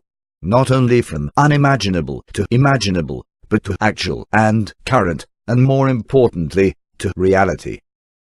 Reality. The very thing Team F vehemently and collectively fight against. That too is unimaginable. An entire group, duty-bound to protect the children and public, do the opposite. Time and time again, forever. The observations of adult professionals in their specialized fields, given the task of fighting reality at all costs, and the ways they go about it, by itself is worth the price of admission. Although they collectively make it appear they are arguing with Mr. Stengel, in reality, they are arguing with reality, and their own words and actions, in the face of reality.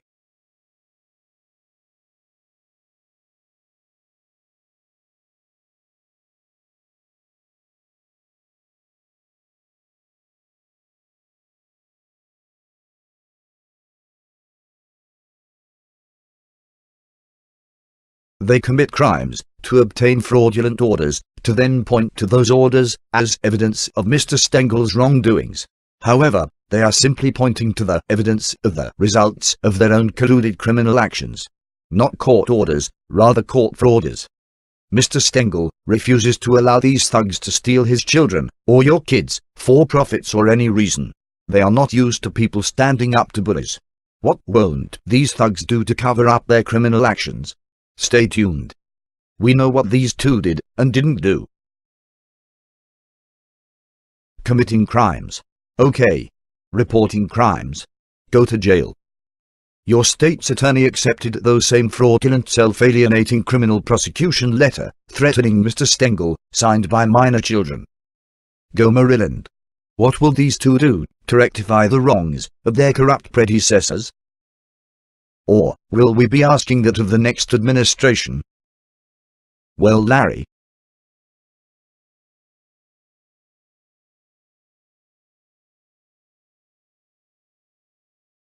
Voted Best Interest Parent by Leon Berg and Dr. Catherine Killeen.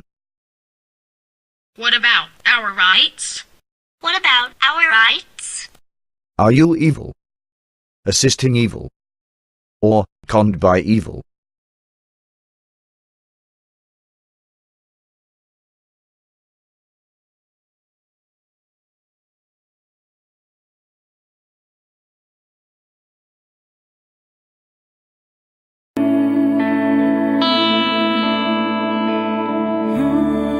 How much is just one memory worth? How much is just one missed memory worth?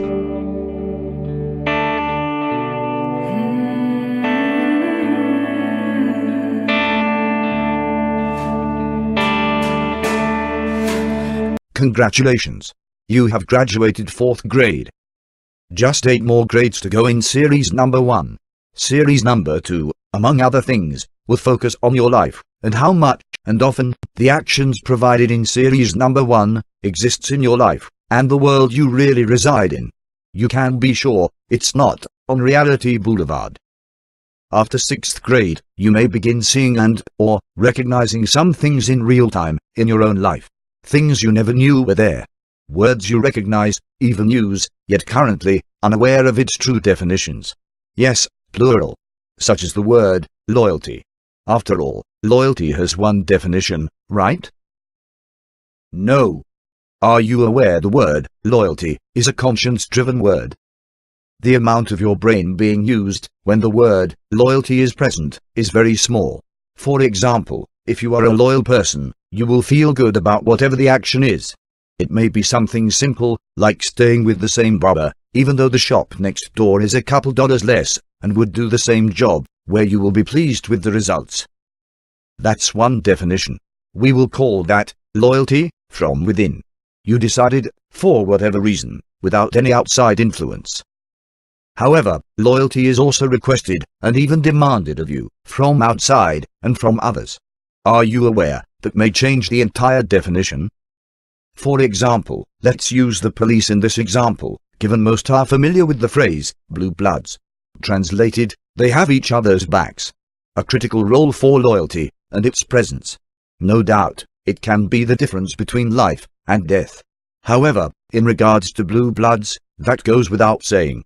Loyalty, that is. That's because it's the default for police work. However, what if loyalty is being requested? If it's the default, why would anyone ever need to request it? Why would a friend of yours need to request loyalty when your friendship has created loyalty as a default? So, police officer number 1 asks or hints to his or her partner how important loyalty is.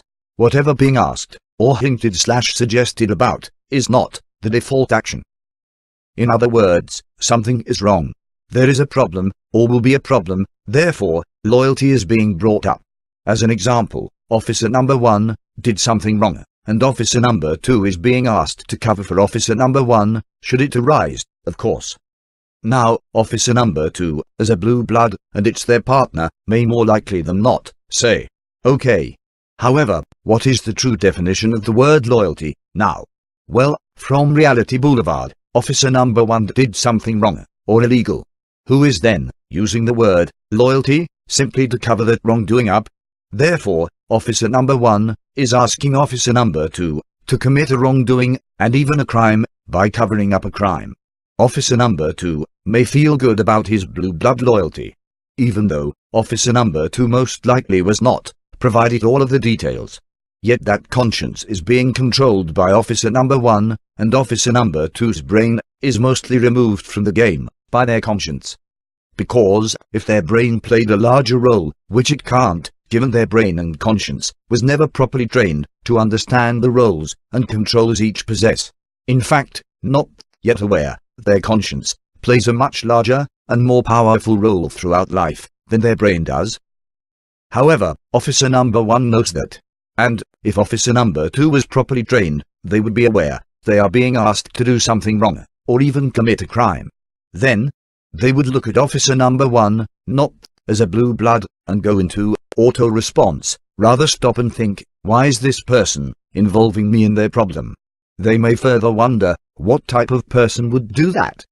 And finally may realize, where is the loyalty for officer number 2, from officer number 1, if officer number 1 is willing to commit such an act? In fact, the action, request or even demand in many cases, clearly has officer number 1 doing the complete opposite, in regards to being loyal to officer number 2. If we add in some more reality, officer number 2 may very well have a spouse, children, a family. Officer number 1 doesn't even consider their partner's spouse or children. Yet they may very well be affected. So, when someone requests, hints at, suggests, or even demands loyalty, out of the blue, or the word loyalty is often repeated, your brain needs to be trained to get into the game. Because the word itself is power. Lots of power. More so, because your brain is rendered useless. Extremely high-level unconscionables, such as our research subject, Donald Trump, over the years, has used the word loyalty an insane number of times. Given loyalty is an action, by default, therefore, it's not a word spoken that often. In Mr. Trump's case, it's used as a tool to attack one's conscience. It's being used to, in essence, con others to commit wrongdoings, or even crimes, which itself is a crime. However, Mr. Trump will say it's loyalty. And like the other extremely high-level unconscionables, Mr. Donald Trump will no doubt con and manipulate his own children to be loyal people. However, what Mr. Trump is really asking others, including his own children, to be are loyal followers. That's a lot to understand and absorb. Yet it takes much more to train one's conscience and brain such that it is recognized on the fly. Before you are screwed. Given one of the main goals is to learn how and what to consolidate, so the actions appear in the same jar, if you will. And the backgrounds, such as the police scenario, and even the loyalty, which are simply backgrounds, disappear, or easily separated as backgrounds, to a specific action. This training takes time. By the time you graduate 12th grade, you may very well be able to simplify all mentioned above, from Reality Boulevard, and on the fly, police officer number 1 and officer number 2 should appear as an unconscionable attempting to enroll a carrier. Therefore, providing officer number 2 with a tool for prevention of a situation otherwise would be completely unaware of the tool called loyalty and how it is actually being used. Then, acting against their own best interest, the best interest of their own spouse, children, and family. Yet, will feel good about it. Keeping in mind, each student will grasp things at different rates, and the reason the word may begin seeing is used. This, of course, assumes students, that's you, follow directions, such as completing each grade, not interrupting the flow, or jumping ahead. Regardless if you had seen it 3 times already, it's there for multiple reasons. One simple one being, it relates to that subject as well. If you are the smart, or high IQ type, who thinks you can skip areas, let's quickly clarify something. Who said this is speaking to your brain, or only your brain? This is a good place for an asterisk. No skipping, fast forwarding, jumping around, etc. Otherwise, you are wasting your time.